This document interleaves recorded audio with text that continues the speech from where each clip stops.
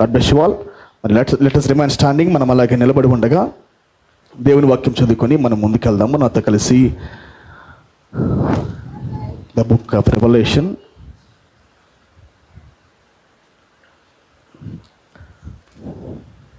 ప్రకటన గ్రంథము 21వ అధ్యాయము మొదటి వచనాన్ని మనం చదువుకుందాము.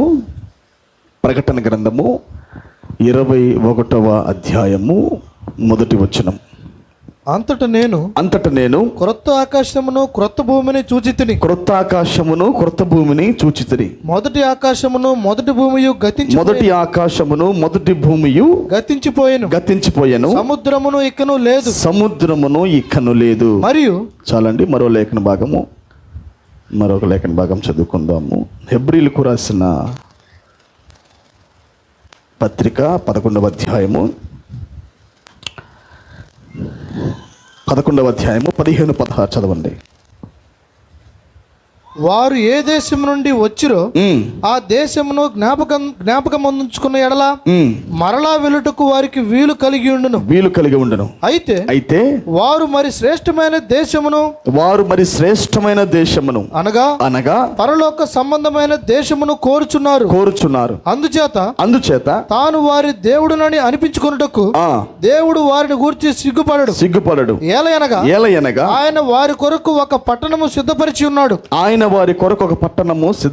ఉన్నాడు. చదువుకున్న లేఖన భాగాన్ని ప్రభు మన వినికిడిలో దీవించును గాక. చిన్న ప్రార్థన చేసుకుందాము. మా గ్రంథకర్త అయిన దేవా, నీకు స్తుతులు ప్రభువా. ఈ రాత్రి కాలం ముందు తండ్రి చదువుకున్న లేఖన భాగాన్ని దీవించండి తండ్రి. వింటున్న ప్రజలకు ఆశీర్వాదకరంగా చేయండి. నన్ను కొన్ని వశంలో పెట్టుకోమని, మీరు అధ్యక్షత వహించిన నామానికి మహిమ తెచ్చుకోమని యేసుక్రీస్తు నామములో ప్రార్థిస్తున్నాము తండ్రి. ఆమేన్. మేబీ సీట్ అందరికి కూర్చోవచ్చండి. Praise the lord. హల్లెలూయా. దేవుని నామానికే మహిమ ఘనత ప్రభావాలు కలుగునుగాక. మరి సాయంకాలం మందు కూడి వచ్చిన మీ అందరికీ కూడా గాడ్ బ్లెస్ యు. అందరికీ షాలోమ్. మరి అందరూ సమకూర్చబడ్డారు. ఈరోజు బుధవారం లాగే తెలియదు నాకు, ఒక మీటింగ్ ఉన్నట్టే ఉన్నది, స్పెషల్ మీటింగ్ పెట్టినట్టుగా ఉన్నది. అందరూ వచ్చుట బట్టి చాలా సంతోషము. కొత్తగా కనబడుతున్న మీకు కూడా షాలోమ్. అందరికీ గాడ్ బ్లెస్ యు. అందరూ బాగున్నారా? పక్కవారికి షాలోమ్ చెప్పండి, గాడ్ బ్లెస్ చెప్పండి. రాత్రి కాలం ముందు ప్రభునందు మరి ఆనందించాం మనము. మంచి వాతావరణం ప్రభు మనకి సమకూర్చాడు. హల్లెలూయా.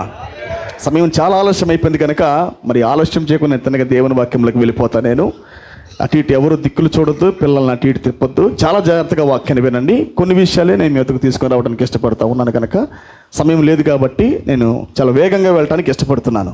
మరి హ్యాపీ టు బి హియర్. అందరూ సంతోషమేనా? గట్టి చప్పట్లు కొట్టండి ఒకసారి. ప్రభు నామానికి మహిమార్థ నిమిత్తము. Glory to God. హల్లెలూయా. మంచిది. మనము హెబ్రీలు రాసిన పత్రిక తెద్దాం ఒకసారి. 11వ అధ్యాయము, హెబ్రీలకు రాసిన పత్రిక 11వ అధ్యాయము 16వ వచనం చదవండి ఒకసారి. వారు ఏ దేశము నుండి వచ్చిరో 16 అండి. అయితే వారు మరి శ్రేష్టమైన దేశమును అనగా పరలోక సంబంధమైన దేశమును కోరుచున్నారు. అందుచేత తాను వారి దేవుడనని అనిపించుకొనుటకు దేవుడు వారిని గూర్చి సిగ్గుపడడు. ఏలయనగా ఆయన వారి కొరకు ఒక పట్టణమును సిద్ధపరిచి ఉన్నాడు. హల్లెలూయా.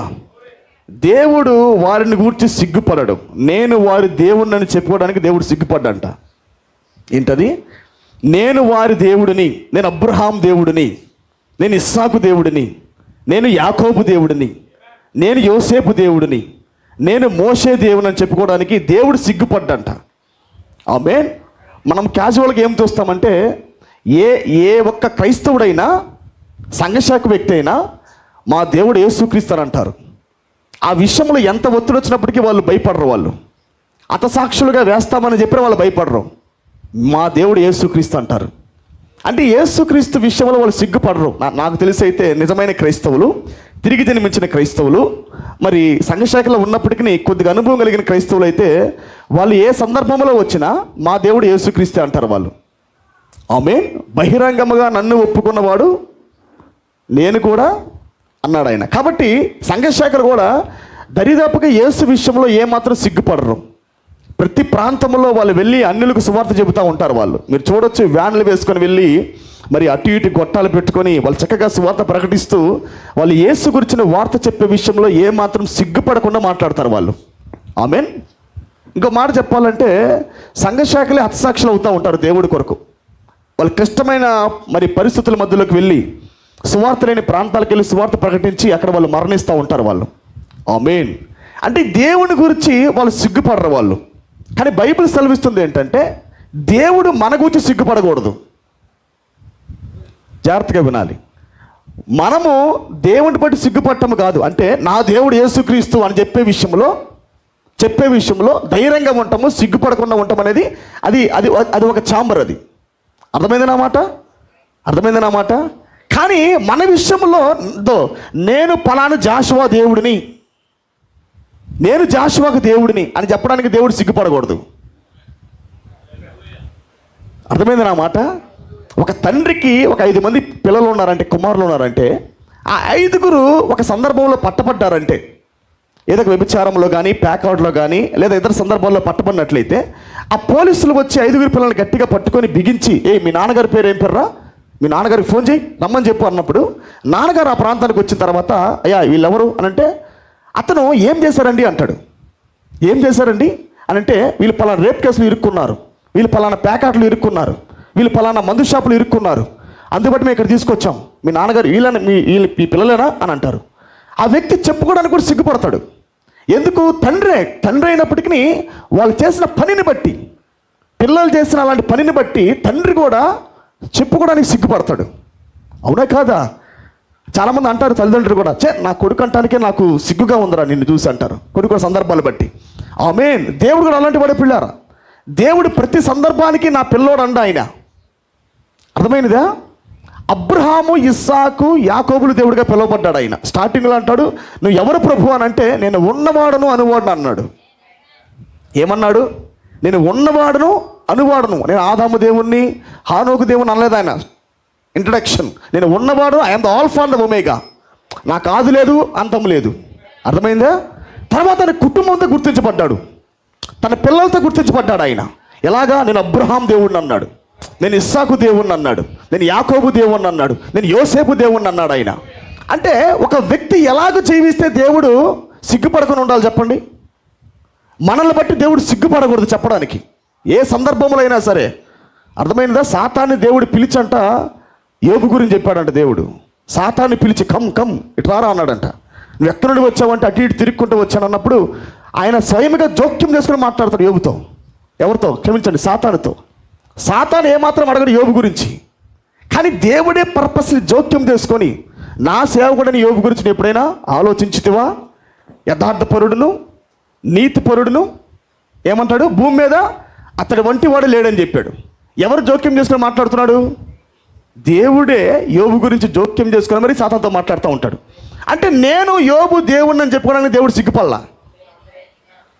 అర్థమైందే? మనం జీవిస్తున్న జీవితము మనం చెప్పుకోవడం కాదు, మన దేవుడు అని దేవుడు చెప్పాలి నా కొడుకని. పుత్ర స్వీకారం అంటే అది. What is adoption? అడాప్షన్ అంటే ఏంటి? నా కుమారుడు ఇదిగో, నా ప్రియ కుమారుడు, నేను ఆనందించిన ఇతను బట్టి. అది మాత్రమే కాదు, ఇతని మాట వినుడి. అర్థమైందా? నేను బ్రహ్మాం దేవుడును, నేను అబ్రహాం దేవుడును, నేను బ్రహ్మాం దేవుడును, నేను పౌలు దేవుడును, నేను పేతురు దేవుడును, హల్లెలూయా, నేను జాన్ వెస్లీ దేవుడును, హల్లెలూయా. కాబట్టి పిల్లారా, ఈ చివరి దినములు యందు మరొకసారి విశ్వాసాన్ని బట్టి ఎవరైతే జీవిస్తున్నారో వారిని బట్టి దేవుడు సిగ్గుపడ్డం. ఇది ఏ చాప్టర్? ఇది 11th చాప్టర్ అంటేనే ఫెయిత్ చాప్టర్.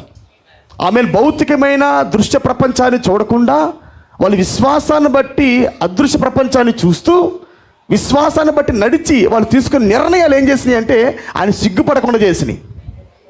లేఖనం గమనించారా? నేను వారి దేవుని చెప్పుకోవడానికి సిగ్గుపడను. హల్లెలూయా. వాళ్ళు చెరసాల్లో వేసినా నేను వస్తా అక్కడికి, నేను గుర్తించబడతా, దాంట్లోకి వచ్చి గుర్తించబడతా. అగ్నిగుండంలో పడినా నేను వారి మధ్యలోకి వచ్చి గుర్తించబడతా. నిజానికి ఆయన రావాల్సిన అవసరం లేదు, 4వ వాడిగా రావాల్సిన అవసరం లేదు ఆయన. వాళ్ళు విడిపించుకోవచ్చు వాళ్ళ ఫెయిత్ బట్టి. కానీ పర్పస్ని గుర్తించబడతా నా పిల్లల కొరకు. సింహపోల్లో నేను రావాల్సిన అవసరం లేదు, కానీ నేను గుర్తించబడతా, నేను వారి దేవుడిని అని చెప్పడానికి. అర్థమైంది? మనం జీవిస్తున్న యథార్థమైన జీవితమే దేవుడి గౌరవాన్ని తెచ్చింది. సాధారణమైన తండ్రి బాగా జీవించడానికి నా పరుగు పోతుంది అంటాడు. అలాంటిది పరలోకపు తండ్రి ఏమనుకోవాలా? మన భర్త ఏమనుకోవాలా? ఆయన మనల్ని చూసి నా భార్య అని చెప్పాలా? ఏమనాలా? నా భార్య. హల్లెలూయా. అంత జీవితం కావాలి మనకి. కాబట్టి విశ్వాసములో మనము ఎదుగుతున్నప్పుడు మన కన్నులు ఈ ప్రభావాన్ని దాటి, ఈ భౌతిక కన్నుల యొక్క ప్రభావాన్ని దాటి, ఆమేన్, ఈ భౌతిక ప్రపంచం యొక్క ప్రభావాన్ని దాటి మన వాక్యము గుండా అడుగులు వేస్తూ ఉన్నప్పుడు అది దేవుడి గౌరవాన్ని తెస్తాయి అవి. Praise be to God. అతీతమైన ప్రపంచానికి ఆయన దేవుడు, అతీతమైన సంతానమునకు దేవుడు, అతీతమైన మరి రేస్ ఆ సంతానమునకు, అతీతమైన ప్రజలకు దేవుడు ఇప్పుడు ఏమై ఉన్నాడు? సిగ్గుపడకుండా చెప్పుకుంటున్నాడు ఆయన, నా సంతానం ఒకటి ఉన్నదని. కాబట్టి వర్తమానంలో ఉండటం ప్రాముఖ్యము కాదు, కానీ దేవుడు మన గురించి ఎత్తిపట్టి చెప్పాలా అని, పేరులా ఎత్తిపట్టి ఇదిగో నేను పలానా వారి దేవుడు అని చెప్పాలి ఆయన. హల్లెలూయా. మీరు చూడండి, ఆయన ఇస్సాకు దగ్గరికి వచ్చినప్పుడు నేను మీ తండ్రి దేవుడిని అంటాడు, నీ దేవుడిని అండవు. మీరు చదువుకోండి ఒకసారి, మీరు చదువుకుంటే వెళ్ళండి. నేను మీ తండ్రి అని అబ్రహాం దేవుడిని అన్నాడు. అంటే ఎందుకు ఇంకా నేను నీకు దేవుడిని అనలేదంటే ఆ స్థితికి రాలా. మీరు చూడండి, చదువుకుని స్పష్టంగా మీరు చదవండి. తర్వాత ఇస్సాకు ఎప్పుడైతే ఈయన అనుకున్న పొజిషన్లోకి వచ్చేస్తాడో, ఆ పరిధికి తగిన స్థాయికి వస్తాడో, ఓకే, అప్పుడు యాకోబుతో దేవుడు అంటాడు మరలా, నేను అబ్రహాం దేవుడును ఇస్సాకు దేవుని అంటాడు, నీ దేవుని అంట మరలా. ఆమేన్. ఇప్పుడు అబ్రహాముది ఇస్సాకుది కొనసాగిస్తూ యాకోబులోకి వెళ్ళాలా. ఇప్పుడు యాకోబు జీవిస్తే అర్థమైనదా? దేవుడు వారసత్వాన్ని బట్టి దేవుడు అని పిలువబడట్లా. ఇతరుల్లో ఉన్నది ఎవరిలో అయితే పాస్ అవుతుందో, విశ్వాసం అబ్రహాంలో ఉంది, ఆ విశ్వాసము ఇస్సాకులో పాస్ అయింది. బైబిల్ అపోస్తలుడైన పౌలు రాస్తాడు, విశ్వాసమును బట్టి ఇస్సాకు ఉందా, కింద మీరు చదువుకొని ఉంటుంది, నాకు టైం లేదు కాబట్టి నేను వెళ్తున్నాను నేను. అయితే అబ్రహాం యొక్క విశ్వాసము ఇస్సాకులోకి వచ్చింది. ఇప్పుడు ఇస్సాకు జీవించిన జీవితాన్ని బట్టి దేవుడు సిగ్గుపడలా. నేను ఇస్సాకు దేవుణ్ణి అన్నాడు. అంటే నా కొడుకు, నేను అతని తండ్రిని, నా కొడుకు ఇతను. హల్లెలూయా. తర్వాత యాకోబు వచ్చాడు. యాకోబు పుట్టుకతో మోసగాడు, అన్ని సందర్భాల్లో మోసం చేసే అన్నిటిని సంపాదించినాడు. అందుకని దేవుడు ప్రారంభంలో చెప్పలా నా కొడుకని, ప్రేమించానన్నాడు అంతే. నేను యాకోబుని ప్రేమించాను, ఏశావును ద్వేషించానన్నాడు తప్ప నేను దేవుడిని అని చెప్పలా. హల్లెలూయా. అని ఏమంటాడంటే నేను అబ్రహాం దేవుడును ఇస్సాకు దేవుడిని అన్నాడు. ఎప్పుడైతే వీళ్ళ యొక్క ద ఫెయిత్ ఛానల్ ఆ ట్యూన్ చేసే విధానము, వీళ్ళు ఏ రీలంలో ఉండి ప్రయాణం చేశారో, వాళ్ళు ఎలా దేవుని గణపరిచారో, వాళ్ళు ఏ దృశ్య ప్రపంచాన్ని చూడకుండా, హల్లెలూయా, అదృశ్య ప్రపంచాన్ని చూసి ఎలా నడిచారో, ఆ ఛానల్లో ఎప్పుడైతే యాకోబు వచ్చి నివసిస్తూ ఉన్నాడో అప్పుడు వచ్చాడు మరలా దేవుడు. ఆమేన్. దర్శించిన తర్వాత మీరు గమనించండి, బేతేలు దగ్గర యాకోబు ఒక బలిపీఠాన్ని కడతాడు. మరలా నేను ఇక్కడ తీసుకొని వస్తాను నేను అని చెప్పాడు ఆయన. ఆమేన్. ఆ మాటలు మీకు అర్థమవుతా ఉన్నాయా? ఆమేన్. భర్త అనే పొజిషన్ ఎలాంటిదంటే మనల్ని ప్రేమించాడు, మనల్ని ఎన్నుకున్నాడు. ఆమేన్. కానీ నా భార్య అని చెప్పాలంటే, నా భార్య అనాలంటే పొజిషన్ అట్టు ఉండాలా? సిగ్గుపడకూడదు ఆయన. గోమెర్ వల్ల ఉండకూడదు మనము. We are not the Gomer. మనం ఇంకా గోమెర్ కాదు, మనం గోమెర్ పొజిషన్ అయిపోయినది. 7 సంఘ కాలాల్లో గోమెర్ వంటి క్యారెక్టర్ వహించింది సంఘం. అవునా కాదా? సాతానికి చెరపట్టబడినదా? సంఘం లాక్కెళ్ళబడినదా? ఆమేన్. డినామినేషన్లోకి వెళ్ళిపోయిందా సంఘం? దేవుడు మరలా వచ్చి ద్వారాలు తట్టాడు, బయటికి లాగాడా? మరలా వెనక్కి వెళ్ళడానికి కాదు, నిన్ను బయటికి తెచ్చిందే తన భార్యగా చెక్కటానికి, తన భార్యగా నిన్ను రూపుదాల్చడానికి, శరీరం చేయడానికి వచ్చాడు ఆయన. హల్లెలూయా. కాబట్టి పిల్లారా, దేవుడు వాక్యాన్ని నీకు విప్పుతూ, విశ్వాసాన్ని నీకు బయలుపరుస్తూ, ఆయన క్యారెక్టర్ నీకు బయలుపరుస్తూ, వాళ్ళు ఎలా నడిచారో నీకు అలా చూపిస్తూ ఉన్నాడు ఆయన. బ్రహ్నిహాము నడక ఇది కాదు, అతీతమైన నడక. బ్రహ్నిహాము చూపు ఇది కాదు, అతీతమైన చూపు. బ్రహ్నిహాము దృష్టి భౌతికమైన దృష్టి కాదు, అది అదృశ్యమైన దృష్టి. బ్రహ్నిహాము నిర్ణయాలు స్పిరిచువల్ నిర్ణయాలు, అది ఫిజికల్ థాట్స్ కాదు అవి, అది ప్రపంచానికి విడ్డూరము. అందరూ బైపాస్లో ఉంటే అతను ఇరుకైన మార్గంలో ఉన్నాడు. అందరి కన్నులు, ఓరల్ రాబర్ట్స్ కన్నులు భౌతికమైన దాన్ని చూస్తూ ఉన్నాయి, టియోలాస్మన్ కన్నులు భౌతికమైన వాటిని చూస్తూ ఉన్నాయి. కానీ నా సేవకుడైన బ్రహ్నిహాం, నేను బ్రహ్నిహాముకు దేవుడును, నేను బ్రహ్నిహాముకు తండ్రిని, నా కొడుకు బ్రహ్నిహాం. ఎటువంటి నిర్ణయాలు అవి? కఠినమైన నిర్ణయాలు అవి. ఇప్పుడు ప్రస్తుతానికి పిల్లారా ప్రజల మధ్యలో సాక్ష్యం ఉండకపోవచ్చు, నువ్వు తీసుకున్న కఠినమైన నిర్ణయాలు ప్రస్తుతానికి సందర్భాలు బట్టి నిన్నెవరు గౌరవించకపోవచ్చు, నిన్నెవరు గణపరచకపోవచ్చు, నిన్ను ఎవరు చూడకపోవచ్చు. కానీ నువ్వు రహస్యంగా ఒంటరిగా తీసుకుంటున్న కఠినమైన నిర్ణయాలు ప్రవక్త అంటాడు, a huge portion of heaven is waiting for you అన్నాడు. The huge portion of heaven is waiting for you అన్నాడు. ప్రవక్త కొరకంట పరలోకంలో గొప్ప భాగం ఎదురు చూస్తూ ఉన్నదంట. ఎందుకొరకు? ఇన్ని కాలాలుగా మేము కూడా తీర్మానం చేసుకున్నాం దేవుడి కొరకు జీవించాలని. We surrender our life to Jesus, to live with God, to fellowship with God, to carry the message of the Lord. అయినప్పటికీ మేము తీసుకున్న నిర్ణయాల కన్నా, మేము నడిచిన నడక కన్నా, మేము వెంబడింపు కన్నా, కానీ నీ నిర్ణయం వేరు, నీ మార్గము వేరు. అందుకే దేవుడు అంటాడు, నీవు ఎన్నుకున్న మార్గం అన్నాడు ఆయన, నేను ఇచ్చిన మార్గం కాదు. హృదయంలో మంటను పెట్టి, హృదయంలో దప్పిక పెట్టి దీన్ని ఎన్నుకుంటాడా ఎన్నుకోడా, ఈ మార్గంలో వస్తాడా రాడా, లేదా దీనికి పైగా మనం చూస్తూ ఉంటాడా? మీకు ఒకటి తెలుసా, దేవుడు ఒక మార్గం నీ హృదయంలో పెడతాడు, దేవుడు ఆఫర్ ఇస్తాడు. దీన్ని ఎన్నుకుంటాడా లేదా దీనికి పైగా మనం చూస్తాడా? దీంట్లో నిలబడతాడా లేకపోతే దీనికి పైగా మనం ఆలోచిస్తాడా? ఆమేన్. ప్రవక్తకి చాలా ఆఫర్లు దేవుడే ఇచ్చాడు. దేవుడే ప్రవక్తను చాలా చాలా విషయంలో పరిశీలన చేశాడు, ఎగ్జామైన్ చేశాడు, ఆయన చాలా చూపించాడు ఆయన. కానీ ప్రవక్త ఏ విషయంలో పడిపోలా. ప్రభువా, నేను పరలోక రాజ్యం వెళ్ళాలంటే ఏ మార్గమో నాకు అది చూపించు. ఏమాన్. హృదయంలో మీకు తెలుసు కదా, ప్రవక్త జీవితం అంతా ఈడ్పులే, అది లోపల నుంచి పుల్లింగ్, అవి యాడికి ఇరుకైన మార్గంలోకి పుల్లింగులు. ఎందుకు? కొన్ని కొన్ని కొన్ని లక్షల మందికి ఆయన పునాది, రాబోతున్న వధువుకి ఆయన బలమైన పునాది ఆయన. ప్రైజ్ బీ టు గాడ్, హల్లెలూయా. ఆ ఇరుకైన మార్గంలో వేసిన పునాది, ఆ ఒక నడకే పిల్లారా. ప్రవక్త అంటే huge portion of heaven is waiting for you. Hallelujah. జాగ్రత్తగా వినండి నా మాటలు. అది కేవలం ప్రవక్తకు మాత్రమే కాదు, అది ఎవ్రీ స్టేట్మెంట్, ప్రతి ప్రవచనము లేదా ప్రతి వాగ్దానము, ప్రతి స్టేట్మెంటు అది ప్రవక్తకు మాత్రమే సంబంధించింది కాదు. ప్రవక్త అంటాడు, జాషువాకి దేవుడిచ్చిన వాగ్దానం ఏమిటంటే తన జీవిత కాలమంతా శత్రువు అతని ఎదుట నిలవజాలడని దేవుడు వాగ్దానం ఇచ్చాడు. అంటే జీవితకాలం అంతా ఏమున్నది? ఏంటది? జీవితకాలం అంతా బ్యాటిల్ ఉంది, కానీ జీవితకాలం అంతా శత్రువు నిలబడి ఎదుట. జీవితకాలం అంతా బ్యాటిల్ ఉంది, శత్రువు ఉన్నాడు, కానీ జీవితకాలం అంతా శత్రువుని ఎదుట నిలబడచాలడు. అది కేవలం జాషువాకా లేదా మిగతా వాళ్ళందరికా? నా మాట వినాలి. హల్లెలూయా. జాషువాకు మాత్రమే కాదు అది, ఆ వాగ్దానం అతనుకును అతని సంతానమునకును, జాషువాకును జాషువా కింద ప్రయాణం చేస్తున్న వాళ్ళందరికీ సంబంధించబడిన లేఖన భాగం అది. హల్లెలూయా. కాబట్టి పిల్లారా, రేపు అన్నాక దేవుడు సామాన్యమైన వధువుకి ప్రత్యక్షమయ్యి ఈ ప్రపంచానికి దేవుడు ఆమెను చూపించబోతున్నాడు. ప్రవక్త అందుకే అంటాడు, బిఫోర్ ద ర్యాప్చర్ దేవుడు తన వధువును అన్వేల్ చేస్తాడు అన్నాడు.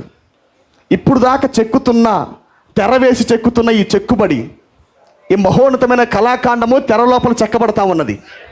ఎవరికి తెలియకుండా దేవుడు ఒంటరిగా ఆయనే మరి సుత్తి శావనం పట్టుకొని చెక్కుతా ఉన్నాడు. ఆయన వాక్యముతో చెక్కుతా ఉన్నాడు, ఆయన రూపాన్ని కడతా ఉన్నాడు. ఆయన నీకు విశ్వాసములో నుండి వాక్యాన్ని బోధిస్తూ, మర్మయుక్తమైన వాక్యాన్ని బోధిస్తూ, మరుగైన సంగతులు బయలుపరుస్తూ. హల్లెలూయా. ఇప్పుడు దాకా ప్రపంచం మీద ఎక్కడా చూడని సంగతులు, ఈ కాలంలో ఏ భూలోకపు దూత బయలుపరచని సంగతులు, తల్లి గర్భము ద్వారా పుట్టిన ఏ వ్యక్తి బయలుపరచని సంగతులు, దేవుడే దిగివచ్చి ఎటర్నిటీ మెసెంజర్, నిత్యత్వపు వర్తమానికినే దిగివచ్చి నిత్యత్వపు వాక్యాన్ని బోధిస్తూ ఏం చేస్తున్నాడు? ఆయన చెక్కుతా ఉన్నాడు నిన్న ఆయన. కాబట్టి ఈ విషయంలో చాలా అలర్ట్గా ఉండండి, నిర్ణయాలు కఠినంగా తీసుకోండి. మీరు దేన్ని బట్టి రాజీ పడినా రేపు అన్నాక మీకు రివార్డు దొరకదు. దాసుడు అంటం వేరు, నా కొడుకు అంటం వేరు. మీకు ఒకటి తెలుసా, దేవుడే చాలామంది ప్రజలను కేటగిరీలు కలిగి ఉంటాడు. ఆమేన్. ఒక మనిషికే చాలా బంధుత్వాలు ఉంటాయి. ఒక వ్యక్తికే బంధువులు ఉంటారు, తల్లి ఉండిద్ది, తండ్రి ఉంటాడు, పిల్లలు ఉంటారు. ఒక వ్యక్తికే, అవునా కాదా? అందరూ ఉంటారు అతని చుట్టూ, కానీ అతని బంధుత్వం వేరే ఉండిద్ది. అతను మా దగ్గర వాడే కాదు, కొద్ది బంధువు, కానీ నా కొడుకు, ఇవ నా భార్య. అర్థమైనదా? హల్లెలూయా. కాబట్టి పిల్లారా, నేను నమ్ముతున్నాను, దేవుడు ఇస్తున్న ఈ వాక్యము మీ హృదయంలోకి వెళ్ళి అది గుచ్చుకొని నూరంతల ఫలితము తెచ్చి ఒక కఠినమైన నిర్ణయాలు తీసుకుంటూ అది దోహదపడాలా. ఆమేన్. పరలోకం మనల్ని ఇలా తొంగి చూడాలంటే ఎలా ఉండాలి? మనము మునిపెన్నడు తీసుకొని నిర్ణయాలు, మునిపెన్నడు ఎవ్వరు వెళ్ళని అతీతమైన మార్గంలో మన అడుగులు పడతా ఉండాలా. ఆమేన్. యుద్ధం అలాగే ఉండాలా, విజయం అలాగే ఉండాలా, పోరాటం అలాగే ఉండాలా, నిర్ణయం అలాగే ఉండాలా, తీర్మానం అలాగే ఉండాలా. Praise be to God. ఇవన్నీ సూపర్ న్యాచురల్గా పడాలా. యేసుక్రీస్తు ఏ విధముగా అయితే ప్రవక్తలు అందరి వేసిన అడుగుల కన్నా కఠినంగా వేశాడో, ఆమేన్, మీరు ప్రతి ప్రవక్తల లోపాన్ని కనిపెట్టవచ్చు. వాళ్ళు చిన్న చిన్న వెలుగులు గనక, చిన్న చిన్న మెస్సయ్యాలు గనక, ప్రతి ప్రవక్తలో మీరు ఇంకో మాట చెప్పాలంటే, మన జాషువా ఉన్నాడా? జాషువా వారియరే కదా. జాషువా యుద్ధాన్ని గెలిచినోడే. జాషువా భూమిని పంచునోడు. జాషువా భూమిని స్వాధీనపరుచుకున్నాడు. ఆమేన్. జాషువా యేసుక్రీస్తుకి ఎఫెసీకి మాదిరిగా ఉండినవాడు. పౌలు పరిచర్యకి మాదిరిగా ఉండినవాడు జాషువా. మీరు బుక్ చదివినట్లయితే జాషువా పుస్తకంలో కూడా జాషువా కూడా మోసపోయి ఉంటాడు. మీరు ఇంటికి వెళ్ళి ధ్యానించండి. ఈసారి దాన్ని నేను చెబుతాను. నేను వివేచన శక్తి కలిగి లేకుండా కొన్ని సందర్భాల్లో జాషువా ఉంటాడు. ఇతర దేశంలో ఉన్న ప్రజలు ఇజ్రాయెల్లోకి వచ్చి మేము ఆకలి కొరకు అలమటిస్తున్నాము, మేము పరదేశులము, మేము వేరే దేశ ప్రజలము, మాకేమన్నా ఇక్కడ అవకాశం ఉంటే కొద్దిగా ఆహారం పెడతారా, మీ మధ్యలోనే ఉండి మేము జీవిస్తూ దాసులుగా ఉంటామని చెప్పినప్పుడు జాషువా వారిని స్వీకరిస్తాడు. ఆ వెపన్ యూజ్ చేసే విషయంలో గుర్తుపట్టలేడు, ఆ టాక్టిక్ గుర్తుపట్టలేడు. అర్థమైంది నా మాట? శత్రువు ఎలా జ్వరపడ్డాడో ఆ టాక్టిక్ని జాషువా గుర్తుపట్టలేకపోతాడు. వాళ్ళు వచ్చి అక్కడే ఉండిపోయి ఆ ఒక యాజకులుగా ఆ మందిరానికి ఆవరణములో ఉండి వాళ్ళు ఆ పుల్లలు అవి అందిస్తే అక్కడే ఉండిపోయి సెటిల్ అయిపోయారు వాళ్ళు. నిజానికి వాళ్ళు ఎవరో తెలుసా? యుద్ధము రేపన్నాక ఇజ్రాయెల్ ప్రజలు యుద్ధానికి వెళ్ళబోతున్నారు. వాళ్ళ శత్రువులు. నిజానికి వాళ్ళు శత్రువులు ఈ దేశంలోకి రాకూడదు. వాగ్దానం ఏంటంటే నీ ముందు ఏ శత్రువు నిలబడకూడదు. దేశంలో యూదులు కాక మరి ఎవ్వరూ ఉండకూడదు. ఆమేన్. వివాహం ఆడి తీసుకొని రాబడితే తప్ప, యూదా గోత్రములో ఉన్న ప్రజలు లేదా యూదులు ఎవరైనా సరే వివాహం ఆడి అన్ని స్త్రీని లోపలికి తెస్తే తప్ప ఏ అన్యుడు కూడా, ఏ ఇతర సంబంధి, ఏ శత్రువు కూడా ఆ భూమిలో ఉండకూడదు. మీరు గమనించండి, వెళ్ళిన తర్వాత మీకు కనబడతా ఉంటుంది. దావీదు మనం చూసాం. దావీదు ఆల్సో వారియర్, విశ్వాస యోధుడు. అతను యుద్ధం చేసి ఒకసారి యుద్ధానికి వెళ్ళే సమయంలో తన సైన్యాన్ని పంపించి ఇంట్లో ఉంటాడు కాసేపు. ఎందుకో రెస్ట్ తీసుకోవాలనిపించింది అతనికి. యోవాబు అలాగే మిగతా సైన్యం అంతా యుద్ధానికి వెళ్తారు, కానీ దావీదు ఇంట్లో ఉంటాడు. ఆ టైంలో అలా మిద్దెపైకి ఎక్కినప్పుడు, ఆమేన్, అవునా కాదా? అలా మిద్దెక్కినప్పుడు ఏం జరుగుతుంది? అక్కడ గొప్ప టోల్గేట్ పడింది, అక్కడ స్ట్రీట్ బ్రేకర్ పడింది. అక్కడ ఆ పాపం ఏం చేసిందంటే దావీదుని వెనక్కి లాగింది, ఉజ్జీవం నుంచి వెనక్కి లాగింది, వెళుతున్న ప్రయాణంలో నుంచి వెనక్కి లాగింది. అది అర్థమైందా? ఆమేన్. మీరు గమనించండి, ఒక చిన్న పొరపాటే 5-6 నెలలు వెనక్కి లాగిద్ది ఒక మనిషిని. వెళుతున్న రివైవల్లో ఆకాను తప్పు చేసినప్పుడు ఉజ్జీవం ఆగిపోయిందా, వెళ్ళిపోయిందా? రివైవల్ అలా వెళ్తున్నప్పుడు తీసుకున్న సునాయాసమైన నిర్ణయాలు, తీసుకున్న సులువైన నిర్ణయాలు ఏం చేసినాయి? ప్రత్యక్షత లేకుండా తీసుకున్న ఒక్కడి నిర్ణయం బట్టి అసలు వేగమంతా ఆగిపోయింది అక్కడ. అవునా కాదా? మరలా జాషువా అక్కడ యుద్ధం ఓడిపోతే అక్కడ నిలబడి, ప్రభువా ఏం జరిగింది ప్రభువా అని అతను మోకరించి ఉదయం నుంచి సాయంకాలం దాకా ఉపవాసం ఉండి ప్రార్థన చేసిన దేవుడు చెప్పాడు, ఆకాన్ అనే పలానా వాడు యూదా గోత్రంలో ఒకడు ఇలా పాపం చేశాడు, వాడు షీనారు వస్త్రం తెచ్చుకున్నాడు, వాడు బ్యాబిలోన్ వాడు గార్మెంట్ తెచ్చుకున్నాడు అని చెప్పి అక్కడ దేవుడు ఆపి, మరలా దేవుడు వాళ్ళందరినీ మరి వారికి పశ్చాత్తాపం దయచేసి వీరిని మట్టి పెట్టిన తర్వాత, ఆకాను చంపిన తర్వాత దేవుడు మరలా యాత్రను ప్రారంభించాడు. గమనించండి, మన జీవితంలో ఏమన్నా చిన్న పొరపాటు జరిగితే పిల్లారా, ఈ టైంలో మీరు అడుగు కానీ వెనక్కి పెట్టారంటే మాత్రం వేగం మీకు అందదు. ఇంకా అర్థమైనదా? వేగం మీకు ఇంకా దొరకదు. దేవుడు వెళ్ళిపోతూ ఉంటాడు, రివైవల్ వెళ్ళిపోతూ ఉండిద్ది. ఆమేన్. అందుకని కఠినమైన నిర్ణయాలు తీసుకోండి. ఈ యొక్క టైంలో కఠినమైన నిర్ణయాలు తీసుకోండి. ఆమేన్. అందుకే మీకు విశ్వాసం బోధించబడతా ఉన్నది, అందుకే మీకు వాక్యం ప్రకటించబడతా ఉన్నది. సునాయాసంగా ఉండకూడదు. ఆడతా పాడతా ఉండకూడదు. వర్తమానం అంటే సాధారణమైనది కాదు ఇది. ఏమైనా పెద్ద పెద్ద అధికారులు దాటింది, పెద్ద పెద్ద తలలు దాటి వచ్చింది ఈ వర్తమానము. తెలుసా మీకు? ఎంత ఆయన మరుగైన సంపద మొత్తం నీకు ఇచ్చాడు. అంత గొప్ప జ్ఞాని, అంత గొప్ప దేవుడు. ఇన్ని కాలాలుగా మరుగుపరచబడిన ప్రతి సంగతిని ఇప్పుడు ఏం చేస్తున్నాడు ఆయన? ఒక సామాన్యులకు విప్పుతున్నాడు ఆయన. దేహాలు మార్చే వర్తమానం ఇది. కాబట్టి నిర్ణయాలు కఠినంగా చేయండి. హల్లెలూయా. ఎలా ఉండాలి నిర్ణయాలు? ఎలా ఉండాలి చెప్పండి గట్టిగా. కఠినంగా ఉండాలా, తీర్మానం కఠినంగా ఉండాలా. ఎప్పుడైతే తీర్మానం కఠినంగా ఉండిద్దో, అబ్రహాం అక్కడ చేసినప్పుడు అక్కడ ఎవరు అబ్రహాం గౌరవించిన వాళ్ళు ఎవరు లేరు. హానర్ అబ్రహాంకి భూమి మీద లేదు. అబ్రహాంకి హానర్ భూమి మీద జరగల, బ్రహ్మామికి హానర్ భూమి మీద జరగల. వెళ్ళిపోయిన తర్వాత పరలోకంలో huge post of heaven wait చేస్తూ ఉంది. ఆ నిర్ణయాలు ఇప్పుడు మనల్ని ప్రేరేపిస్తూ ఉన్నాయి. అవునా కాదా? ప్రవక్త జీవించిన ప్రతి ఒక్క జీవితం ఏం చేస్తుంది? మనల్ని ప్రేరేపిస్తూ ఉంది, మనల్ని పురికలుపుతూ ఉంది మనల్ని. కాబట్టి పిల్లారా, అదే వర్తమానం మనకు కూడా ఇచ్చాడు కనుక మనం కూడా ఏ మాత్రము మనం వెనక్కి అడుగు వేయకూడదు మనం ఈ టైంలో. ఎందుకంటే పిల్లారా, మనం చాలా ఆఖరి దినంలో జీవిస్తున్నాం. మనము ప్రపంచము అతలాకుతలం అయిపోతూ ఉన్నది. మనం ఇదివరకు అనుకున్నట్టుగా ఇప్పుడేం లేదు. అన్నీ సమకూర్చబడతా ఉన్నాయి. నిదానంగా ప్లాట్ఫామ్ పడతా ఉన్నది. వధువు మనం మేలుకోవాలి. మనము నిదానంగా ప్లాట్ఫామ్ పడతా ఉన్నది. ఆమేన్. ఇదంతా మన కొరకే గుర్తుపట్టండి. మనలో వేగాన్ని పెంచడానికే దేవుడు సమకూరుస్తూ ఉన్నాడు. ఆమేన్. ఎస్తేరు మేలుకుందా? ఒత్తిడి వచ్చినప్పుడు ఎస్తేరు మేలుకున్నదా? అప్పుడు దాకా ఆమె అనుకుంటుంది, నేను నేను నేను మంచి ప్లేస్లో ఉండిపోయాను, నాకు సింహాసనం వచ్చేసింది అనుకుంటుంది ఆమె. కానీ ముద్దుగా ఏం చెప్పాడు? ఒకవేళ నీవు సహాయం చేయకపోయినా, ఇటు నుంచి దిక్కు క్లోజ్ అయినా, నాకంటూ ఒక దిక్కు ఉందన్నాడు. ఆమేన్. ఆమెను మేలుకొలిపాడు ఆయన. మేలుకొలిపినప్పుడు ఏం చేసింది ఆమె? ఫాస్టింగ్ పీరియడ్లో ఉన్నది. ఉపవాస ప్రార్థన చేసింది ఆమె. ఇంటర్సెషన్ మినిస్ట్రీ చేసింది ఆమె. ఆ విజ్ఞాపన ప్రార్థనలో దేవుడు ఎస్తేరు ప్రార్థన అంగీకరించి ఎస్తేరుకి అవకాశం ఇచ్చాడు. ఇంకా రాజు హృదయంలో, రాజు ఎదుట ఆమె దయ పొందిందంట. నిజానికి ఎవ్వరూ కూడా రాజు దగ్గరికి వెళ్ళలేరు ఆ టైంలో, కానీ ఎస్తేరు వెళ్ళగలిగింది. ఆమేన్. కాబట్టి పిల్లలు, ఇది తీర్పు సమయం. ఎవరు వెళ్ళలేరు దేవుడి దగ్గరికి. ఎవరి ప్రార్థనలు ఇప్పుడు దేవుడు వినడు, వధువు ప్రార్థన తప్ప. నీకు తెలుసా విషయము? ఎవరి విజ్ఞాపన ప్రార్థన దేవుడి సన్నిధికి చేరదు ఈ టైంలో, మన ప్రార్థన తప్ప. ఈ జడ్జిమెంట్ టైంలో వధువు ప్రార్థన మాత్రమే దేవుడు వింటున్నాడు. ఇప్పుడు రండి, ఇదిగో నా ఉంగరం తీసుకుంటున్నాడు, నా అధికారం తీసుకుంటున్నాడు ఆయన. హల్లెలూయా. అందరికైనా మరుగై ఉంటాడు. వాళ్ళు ప్రార్థన చేసుకుంటారు, వాళ్ళు పాటుకోవాలి ఉంటారు, కానీ దేవుడు జవాబు ఇవ్వడం. అర్థమైపోయిందా మీకు నా మాటలు? తీర్పును తప్పించే శక్తి మన దగ్గర మాత్రమే ఉన్నది. ఆమేన్. కాబట్టి పిల్లరా, ఇది చాలా ఉన్నతమైన కాలం గనక ఈ టైంలో మీరు తీసుకున్న ఉన్నతమైన నిర్ణయాలు మీకు మంచి గౌరవాన్ని తెస్తాయి.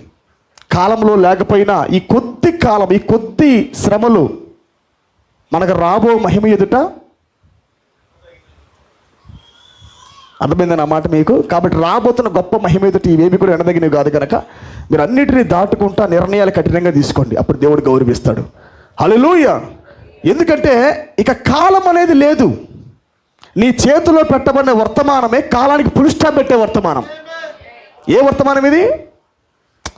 కాలమునకు డాట్ పెట్టే వర్తమానం ఇది. ఎఫ్ఏసి తర్వాత ఏమున్నదండి?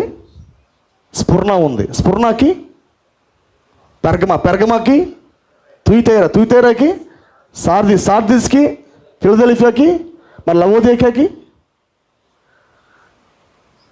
అర్థమైంది నా మాట? ప్రతి కాలానికంటూ నెక్స్ట్ కాలం యొక్క కొనసాగింపు ఉన్నది. అందుకే ప్రవక్త అంటాడు, ప్రతి కాలానికి ఓవర్లాప్ ఉన్నది. ఒక కాలం వెళుతూ ఉంటే రెండో కాలం వచ్చి దాన్ని కొనసాగిస్తూ ఉన్నది.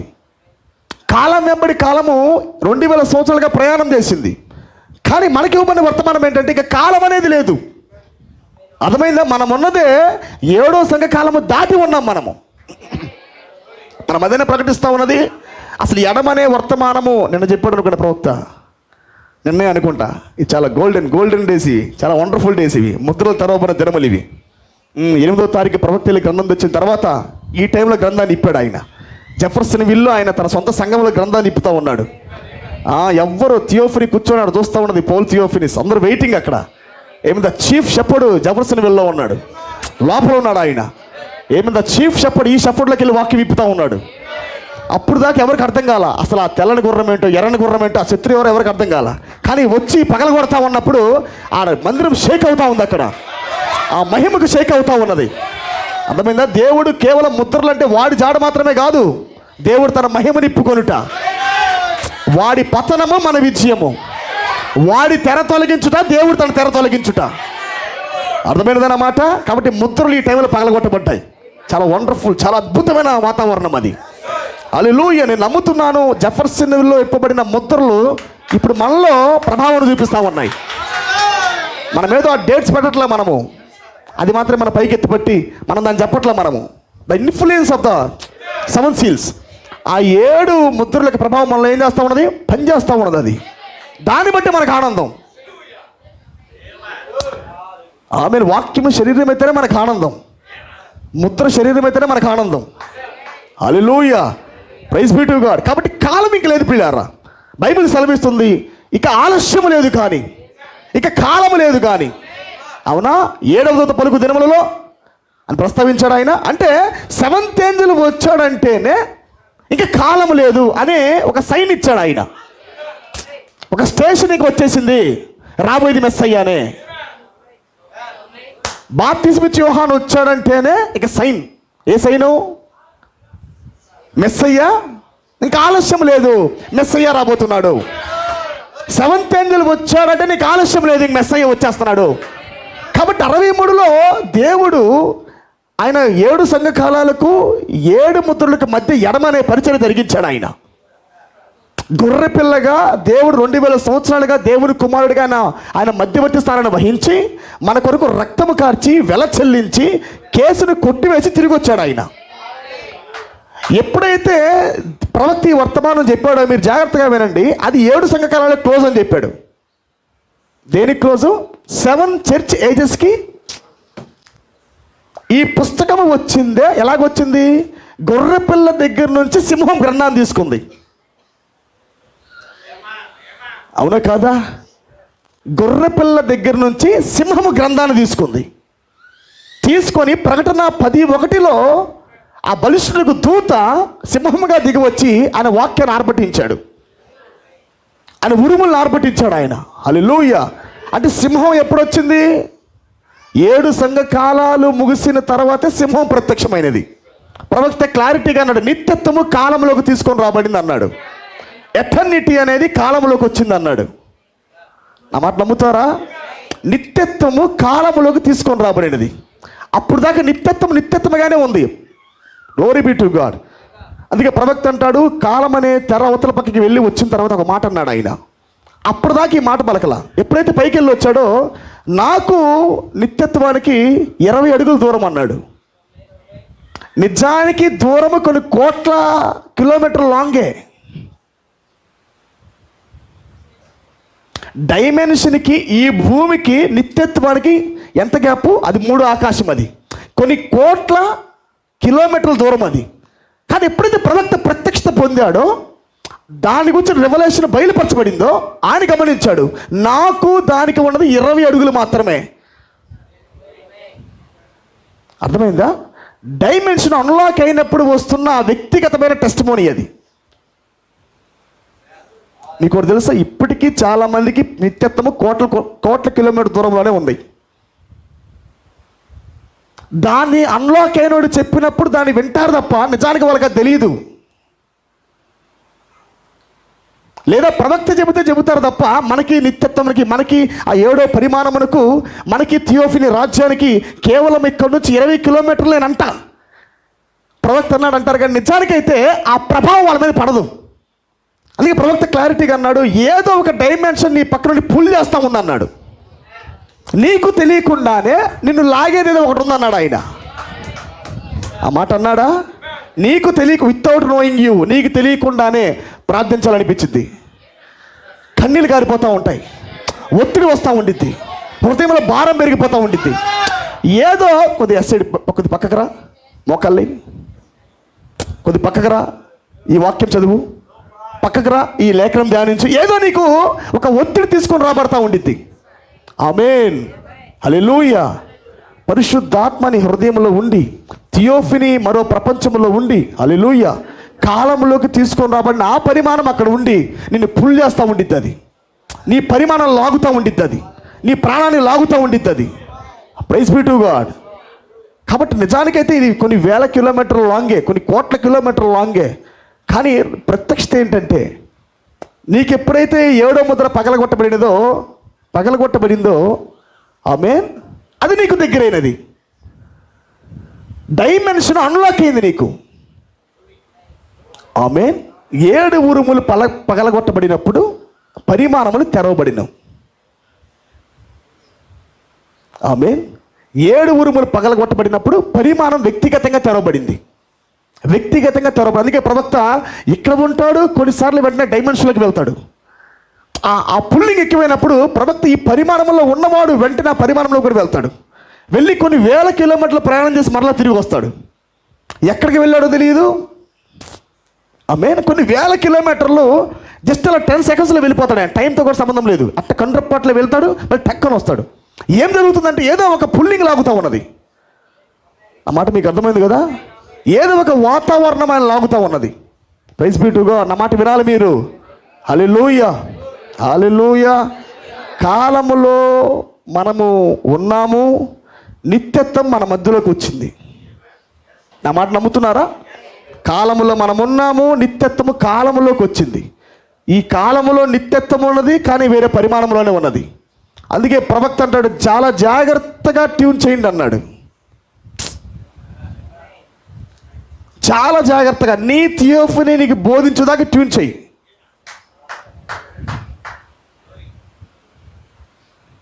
నీ పరిమాణము నీకు అంటేదాకా ట్యూన్ చేయి. దేన్ని ట్యూన్ చేయాలి? రెవల్యూషన్ని, ప్రత్యక్షతను ట్యూన్ చేయాలి నీవు. ఆ ఛానల్ ఆ రేస్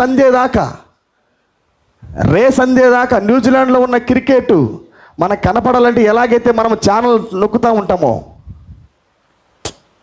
తెలుగు ఛానల్ పెడితే క్రికెట్ రాదు, క్రికెట్ ఛానల్ పెడితే వచ్చింది. అది అవునా కాదా? 4వ పరిమాణంలో రికార్డ్ చేయబడిన ఆ క్రికెట్ ఛానల్ మన కళ్ళ ముందు రావాలంటే మనం ఏం చేస్తాము? ఛానల్ మారుస్తూ ఉంటాం. మనకి ఇష్టమైన ఛానల్ కాదు, అది వచ్చే ఛానల్ నొక్కాల. టీవీ పట్టడం ప్రాముఖ్యం కాదు. నీ మనసులో ఉన్నది మేనిఫెస్ట్ అవ్వాలంటే కరెక్ట్ ట్యూన్లోకి నువ్వు వెళ్ళాలా. ఇప్పుడు నేను ఈ వాక్యం ప్రసంగిస్తున్నానా? ఉదాహరణకి నేను ఏ ట్యూన్లో ప్రసంగిస్తున్నానో నువ్వు ఆ ఛానల్లోకి వస్తేనే నీకు అర్థమవుతుంది. నీ ఉంది వేరే ఛానల్లో, నీ ఉంది తెలుగు సీరియల్లో. ఎక్కడున్నావు నీవు? ఇంకేం అర్థమైంది నీకు? నీ ఉంది ఇంటి పరిస్థితుల మధ్య నువ్వు ఒక ఛానల్లో ఉన్నావు. నీకు ఒక ట్యూన్ ఉంది. నువ్వు ఉంది ఇంటి వాతావరణంలో నువ్వు ఉన్నావు. నా ఇల్లు రేపెట్ట, నా భర్త రేపెట్ట, నా పిల్లలు రేపెట్ట, రేపు ఉద్యోగము, రేపు పని, ఇప్పుడు లేట్ అయిపోతుంది, నిద్రపోవాలా, ఎట్లా? నువ్వు ఈ ఛానల్లో ఉన్నావు. నీకేం అర్థమవుతుంది? అందుకే ప్రార్థన అంటే అది సాధారణమైనది కాదు. సరెండర్ అంటే ఏమనుకుంటున్నారు? ఆ ట్యూన్లోకి రావాలా, ఆ సమ్మేళనంలోకి రావాలా. ప్రసంగికుడు వాక్యం బోధిస్తున్నాడు, ప్రభువా నువ్వు వచ్చి వాక్యం బోధిస్తున్నావు, నేను ఆ ఛానల్లోకి తీసుకెళ్ళి ప్రభువా. నా థాట్స్ వెళ్ళిపోతూ ఉన్నాయి, నా తలంపులు పరిగెడతా ఉన్నాయి, నా తలంపులు కాలంలోకి వెళ్ళిపోతా ఉన్నాయి ప్రభువా, నన్ను ట్యూన్ చేయి ప్రభువా. ఛానల్లో నీ థాట్స్ ఉండాలా, రైట్ సింఫోనీలో నీవు ఉండాలా. అప్పుడు నువ్వు గ్రాప్ చేస్తూ ఉంటావు. వాక్యము ఆటోమేటిక్గా ఉబుకుతూ ఉండిద్ది నువ్వు లాగుతూ ఉంటే. అందుకే ప్రవక్త అన్నాడు, మీరు ఆ డైమెన్షన్లో ఉండి వాక్యాన్ని ఫుల్ చేయండి, వాక్యాన్ని లాగండి, నీ ఓట్బడిలోంచి వాక్యాన్ని లాగండి. అది స్టోర్ హౌస్. అది ఆమె కాలంలో మొత్తం కరువే, కానీ నిత్యత్వంలో కరువు లేదు.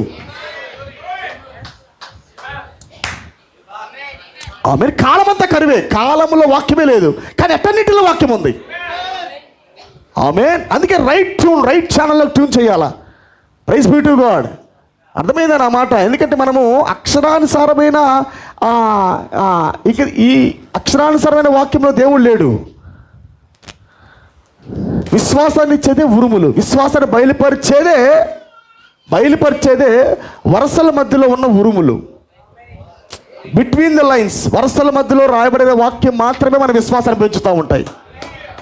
Praise be to God. దీంట్లో లేనిది వరసల మధ్యలో ఉన్నదే మన పక్కన ఉంది. దీంట్లో లేనిది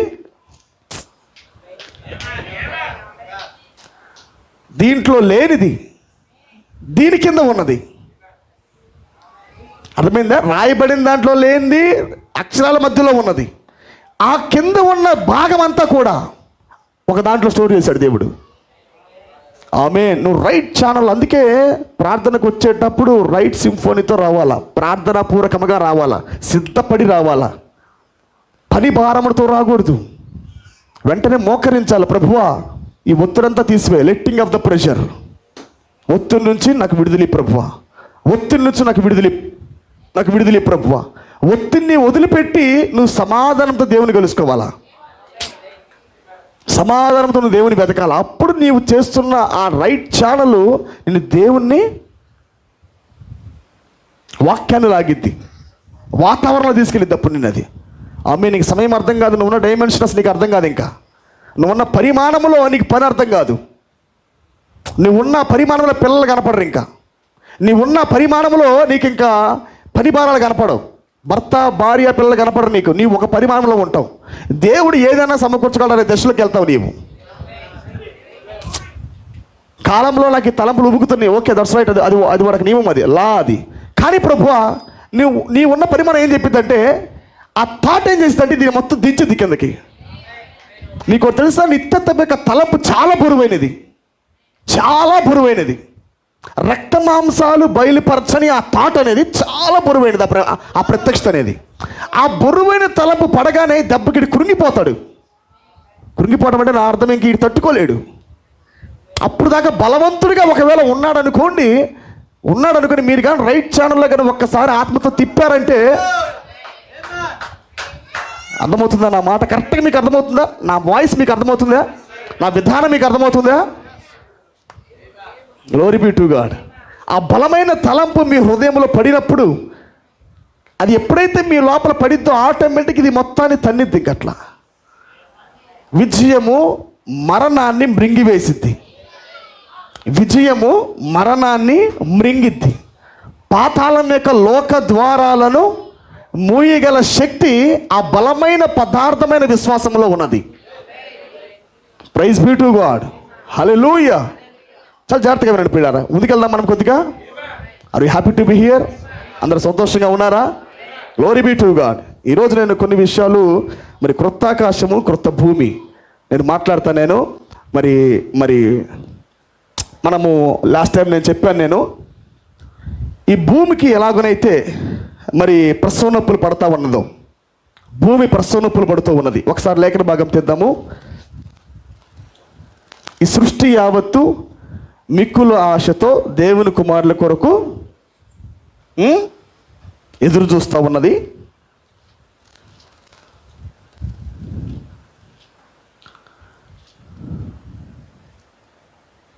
భూమి కూడా మూలుగుతూ ఉన్నది. భూమి ఏం చేస్తున్నది? పరిపూర్ణత కొరకు భూమి మూలుగుతుంది ప్రియులారా, భూమి మూలుగుతూ ఉన్నది. రోమీయులకు రాసిన పత్రిక అదేననుకుంటా కదా, 8వ అధ్యాయము.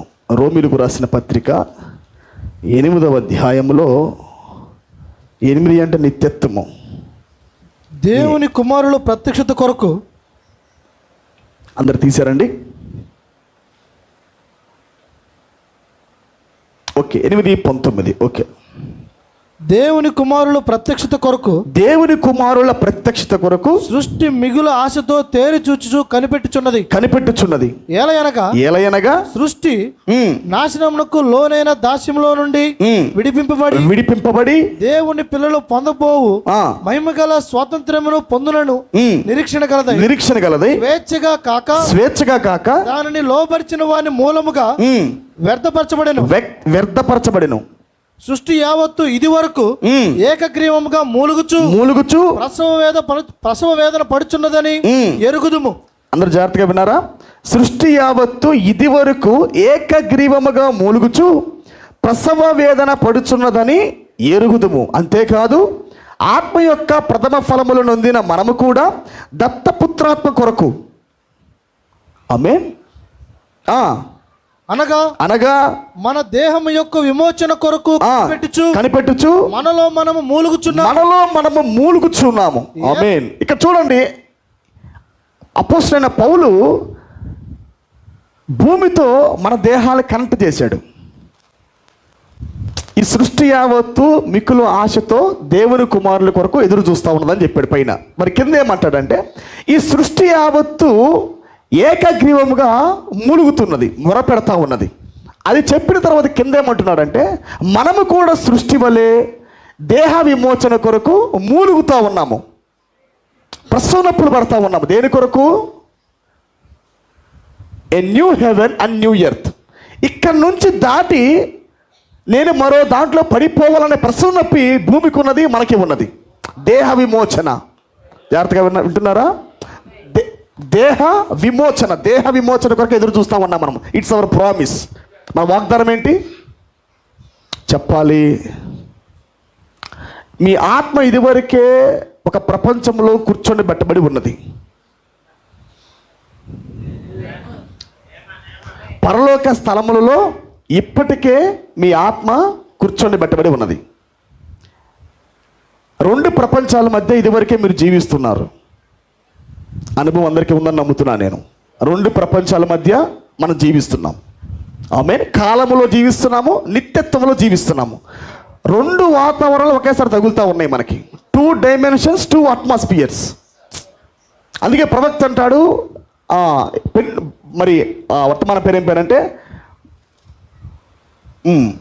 బ్రైడ్ గ్రూమ్, దాన్ని ఫ్యూచర్ హోమ్. పరలోక పెళ్లి కుమారుడు, భూలోక పెళ్లి కుమార్తెగా భవిష్య గృహము అని వర్తమాన ప్రవక్త అంటాడు.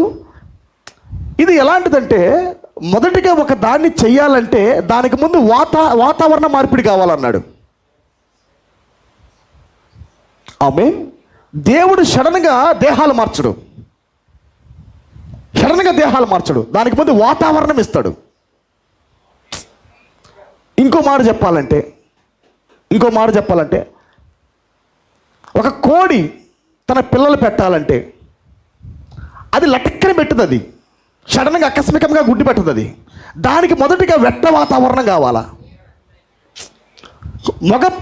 మగ కోడి యొక్క వాతావరణం దానికి కావాలా, అవునా కాదా? వెట్ట వాతావరణము దానికి ఉంటేనే గుడ్డు పొదగగలదు. హల్లెలూయా. ఒక వాతావరణము ఉండిన తర్వాతే జన్మ జరుగుతుంది. అట్మాస్ఫియర్ మారకుండా రేపన్నాక మన దేహాలు కూడా మారవు. నేను మాట్లాడుతుంది కొద్దిగా మీరు గమనించాలి. నేను మాట్లాడుతుంది 7వ సంఘకాలము దాటిన తర్వాత ఉన్న వాతావరణము. నేను మాట్లాడుతుంది నిత్యత్వం యొక్క వాతావరణము, the atmosphere of the eternity. Amen. Hallelujah. Last time నేను చెప్పాను ఒక మాట. కాలములో పడిపోవడానికి మునుపు, హవ్వ కాలములో పడిపోవడానికి మునిపే ఆమె వాక్యాన్ని వింటూ కాలం యొక్క భాగాన్ని పొందుతూ ఉంది ప్రతిరోజు. జాగ్రత్తగా వినండి. అంటే కాలం అనేది అక్కడ ఉన్నది, అదృశ్యంగా ఉంది. వాడి కాలమే, సాతాను అనే వాడి కాలము, దాన్ని లాగబోతున్నాడు, నియమాన్ని ఇవ్వబోతున్నాడు. దానికి ముందే ఒక వాతావరణంలోకి వెళ్ళింది ఆమె, ఒక లస్ట్ వాతావరణంలోకి వెళ్ళింది. అర్థమైంది నా మాట? పరిశుద్ధమైన తెర తొలగించి వాడు ఏం చేశాడు? కోరికలు ఇచ్చే తెరను వేశాడు. నిజానికి ఆమె కన్నులు పరిశుద్ధమైన కన్నులు. ఆమె వేసుకున్న తెర ఎలాంటిది? హోలీ వెయిల్. అది వాడు ఏం చేశాడంటే హోలీ వెయిల్ అనేది ఒక పరిశుద్ధమైన వాతావరణం. అది ఆమె నివసిస్తుంది ఎటర్నిటీలో, ఆ ముందు నిత్యత్వంలో. వీడు ఏం చేశాడంటే ఆ నిత్యత్వపు వాతావరణం తీసివేయటానికి ఏం చేశాడంటే నిదానముగా వాడు ఈ వాతావరణం ఇంజెక్ట్ చేశాడు. కాలం యొక్క ప్రసంగాలు ప్రసంగిస్తూ, కాలం యొక్క వాక్యాలు ప్రసంగిస్తూ ఏం చేశాడు? తెరను తొలగించాడు, వాతావరణం మార్చాడు. జాగ్రత్తగా వినాలి. ఇన్స్పిరేషన్ మార్చాడు, ఛానల్ మార్చాడు. అప్పుడు దాకా ఆ ముందు రైట్ ఛానల్లో, ఆ ముందు థియోఫిలి రాజ్యంలో, ఆ ముందు మహిమ శరీరంలో, ప్రైజ్ బి టు గాడ్, ఆ ముందు తండ్రి సహవాసములో, ఆ ముందు నిత్యత్వపు సహవాసంలో ఛానల్ కరెక్ట్గా ఉన్నది. కానీ వాడు ఏం చేశాడంటే వాతావరణం అలా మార్చాడు. ఆమేన్. ఎప్పుడైతే వాతావరణం మారిందో ఈమె ఈ వాతావరణంలో ఉన్నది, ఆ వాతావరణంలో కూడా ఉంది. Step in to the time. ఆమె ఏం చేస్తుందంటే ఈ యొక్క కాలం, నిత్యత్వం అనే వాతావరణంలో నుండి కాలం అనే వాతావరణంలోకి ఆమె అడుగుపెట్టింది. ఆమేన్. ఈ వాతావరణం ఏం చేస్తుందంటే ప్రభావం మింగేసింది ప్రతిరోజు. ఆకస్మికంగా జరగదు పిల్లారా ఇది. మీరు ఈ జంక్షన్ చాలా జాగ్రత్తగా గుర్తుపట్టాలి. మీరు ఈ జంక్షన్ చాలా ప్రాముఖ్యం. ఇది రోజు ఏమవుతా ఉన్నదంటే కాలం ఫేడ్ ఇన్ అవుతుంది, నిత్యత్వం ఫేడ్ అవుట్ అవుతుంది. కాలం అనే వాతావరణం ఏమో హవ్వలో పెరుగుతుంది, నిత్యత్వ వాతావరణం తరిగిపోతూ ఉంది. ఒక దినమున ఉదయకాలమున శుభోదయాన 6-9 మధ్యలో పూర్తిగా మింగేసింది. ఇది రేపు అన్నాక మనకి జరగబోయేది. అందుకే ప్రవక్త అన్నాడు, భావిష్య గృహం అంటే ఏంటంటే, ప్రవక్త మాట్లాడుతూ అంటాడు, క్రొత్త భూమి క్రొత్త ఆకాశం అంటే పైన నుంచి వచ్చేదో దిగేది కాదు. పైన నుంచి ఏదో క్రొత్త ఆకాశము కొత్త భూమి రాదు, కానీ మన వాతావరణం మారిద్ది అన్నాడు. మీరు మామూలుగా లోకంలో మీరు గమనించండి, మీరు గమనించినట్లయితే పెద్ద పెద్ద జాబ్ హోల్డర్స్, పెద్ద పెద్ద డబ్బున్న వారు కూడా వాళ్ళు ఇప్పుడు సిటీస్లో ఉండట్లా. భౌతికమైన వ్యక్తి కూడా ఏం చేస్తున్నాడంటే, కొద్దిగా ఊరు బయట ఉంటే బాగుండు, for the peace I want shallow atmosphere, ఒక సమాధానమైన వాతావరణం నాకు కావాలి. ఆమేన్. ఈ యొక్క sound pollution, air pollution, noise pollution, ఈ టెన్షన్లో హడావుళ్ళు కాకుండా కొద్దిగా ఒత్తిడిని వదిలిపెట్టి ఒక దూరంగా ఉండి, ఏదో ఒక ఇంట్లో దూరంగా ఉండి సమాధానంగా ఉందాం, ఒక వాతావరణంలో ఉందాం, ఒక సమాధానమైన వాతావరణంలో ఉందామని కోరుకుంటారు వాళ్ళు, భౌతికమైన వ్యక్తులే. అవునా కదా? అందుకే మీరు చూడండి, ఎస్టేట్లు గమనించారా మీరు? ఎస్టేట్లు ఇప్పుడు కొత్తగా అన్ని ఎస్టేట్సే. అదేంటి, ముందు కొద్దిగా సంచి కనిపిస్తాడు, మీరు బిల్డింగు పూర్తి కట్టాకి పిలవడు, ముందు ఎస్టేట్ వేస్తాడు, చుట్టూ బిల్డింగ్ చుట్టూ ప్రహరీ కూడా వేస్తాడు, వేసి మార్కింగ్లు కొడతాడు. మార్కింగ్లు కొట్టిన తర్వాత ఒక పాంప్లెట్ వేస్తాడు, ఇదిగో ఇక్కడ ఎస్టేట్ పెట్టాం, ఇక్కడ ఎస్టేట్ పెట్టాం, పలానా సెంటు భూమి ఇంత అంటాడు. వీళ్ళు ఏం చేస్తారంటే, వీళ్ళు దాని కొరకే వెయిటింగ్ కాబట్టి, అట్మాస్ఫియర్ ఒక సమాధానమైన వాతావరణం కావాలి కనుక వాళ్ళు ముందే వెళ్ళి రేపన్నాక రేట్లు పెరుగుతాయి ఏమంటే ముందే కొంటారు. అవునా కాదా? ముందే కొంటారు. అది ఎలాంటిదంటే ఆ ఒక జాతకు వెళ్ళాలి, ఆ గోడ లోపలే ఉండే వాతావరణం అది. ఆ గోడ లోపలికి బయట వాళ్ళు ఎవరు రాకూడదు, స్ట్రేంజర్స్ రాకూడదు. ఆ గోడ లోపలికి బయట వాళ్ళు రాకూడదు, ఎవరైతే కొనుక్కొని ఉంటున్నారో వారు మాత్రమే రావాలా. ఇప్పుడు చూడండి, డబ్బులు కట్టి వచ్చిన తర్వాత కొంత టైం ఉండిద్ది కన్స్ట్రక్షన్ కొరకు. ఈ వ్యక్తి సెంటర్లో ఉండి, ఉదాహరణకి అతను పాతిలి సెంటర్ అనుకో, ఆ సెంటర్లో ఉండి ప్రతిరోజు సాయంకాలం వచ్చినప్పుడల్లా తన భార్యతో కావచ్చు, పిల్లలతో కావచ్చు, ఈడు ఎంతసేపు కడతాడో ఆడికి వెళ్ళిపోవాలరా, ఆడ భలే ఉందిరా వాతావరణం అంటాడు. చాలా చల్లటి గాలి, అసలు ఇక్కడ ఉంది వాతావరణం, ఎంత 4 గోడల మధ్యలో మనం ఇరకపోతాం, చుట్టూ ఇల్లే, అసలు ఒక చల్లటి గాలి లేదు, ఒక మంచి వాతావరణం లేదు, ఎటు చూసిన గొడవలే, ఈ సారా ఈ పిల్లలు వచ్చి ముందు వెళ్ళిపోవాలి ఇక్కడి నుంచి అంటే, ఈ వ్యక్తి చూసి వచ్చినది ప్రేరేపిస్తూ ఉంది. భౌతికమైన వ్యక్తే, భౌతికమైన హృదయం ఎలా ఎలా ఎలా లాగుతుంది? సమాధానం కొరకు, షాలోం కొరకు. ఇంక ఒక నెల ఉందంట, 2 నెలలు ఉందంట, కన్స్ట్రక్షన్ స్టార్ట్ చేశారంట, తొందరగా వెళ్ళిపోతే బాగుండు. అర్థమైంది నా మాట? అంటే ఇంటిలోకి వెళ్ళడానికి మునుపు, ఇల్లు మారటానికి మునిపే అక్కడ చూసి వచ్చిన వాతావరణం లాగుతూ ఉంది ఆ వ్యక్తిని. భౌతికముగానే ఇంట్లోకి వెళ్ళడానికి మునిపే, దేహాలు మారడానికి మునిపే, మనము థియోఫనీకి వెళ్ళడానికి మునిపే థియోఫనీ అనే వాతావరణం లాగుతూ ఉంది. అందుకే ప్రవక్త అన్నాడు, ఇట్ ఈజ్ అపార్ట్మెంట్స్, ఎస్టేట్ అన్నాడు దాన్ని ఆయన. థియోఫనీ కింగ్డమ్ అన్నాడు ఆయన. ఆ మాట అర్థమవుతున్నదా? ఆమేన్. నీవు నీ వాక్య దేహంలోకి వెళ్ళడానికి మునిపే భయానా పొందు. ఏ భయానా? పరిశుద్ధ, నేను అంటుంది హోలీ గోస్ట్ భయానా కాదు, థియోఫనీ యొక్క ప్రభావం యొక్క భయానా. ఆమేన్. నీవు ఆ ఇంట్లోకి వెళ్ళడానికి మునిపే, మహిమా గుడారములకి ప్రవేశించడానికి మునిపే, దానికి ముందే కొన్ని భయానా తీసుకో. ప్రవక్త మాట్లాడుతుంది అదే. ఎలా నీ సిస్టమ్ మారిద్ది, ఎలా నీ ప్రభుత్వం మారిద్ది, నీ వ్యవస్థ ఎలా మారిద్ది? భవిష్య గృహాన్ని బట్టి. నీ ఫ్యూచర్ హోమ్ ఏంటి? నీకు తెలుసు నీ ఫ్యూచర్ హోమ్ ఏంటో? తెలుసా మీకు? మీరు వెళ్ళే వాక్యదేహమే నీ భవిష్యత్ గృహము. ఆ భవిష్య గృహములకి వెళ్ళటానికే నువ్వు చూస్తున్నావు ఇప్పుడు, ప్రవేశించటకే. అంతేనే కాదా? I wanna go in to the another land, I wanna go in to the theophany. నా హృదయం లాగుతూ ఉంది, నా ప్రసన్నత, నా సోల్ థర్స్ట్గా ఉంది. హల్లెలూయా. నా కోరికలు పుడతా ఉన్నాయి ప్రభు, దాంట్లోకి వెళ్ళిపోవాలని సహోదరులు రాశారు కదా. అందులో నేను ప్రవేశించాలని ఎదురు చూస్తున్నాను, అనుభూతి చెందుతున్నాను.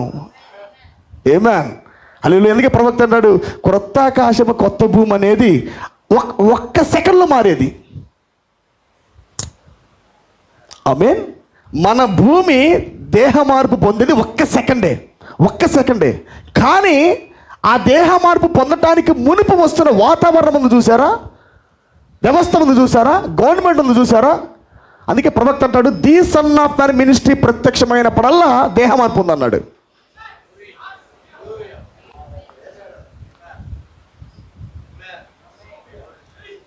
Always the son of man ఎప్పుడు ప్రత్యక్షమైనా there is a body change message and word must manifest.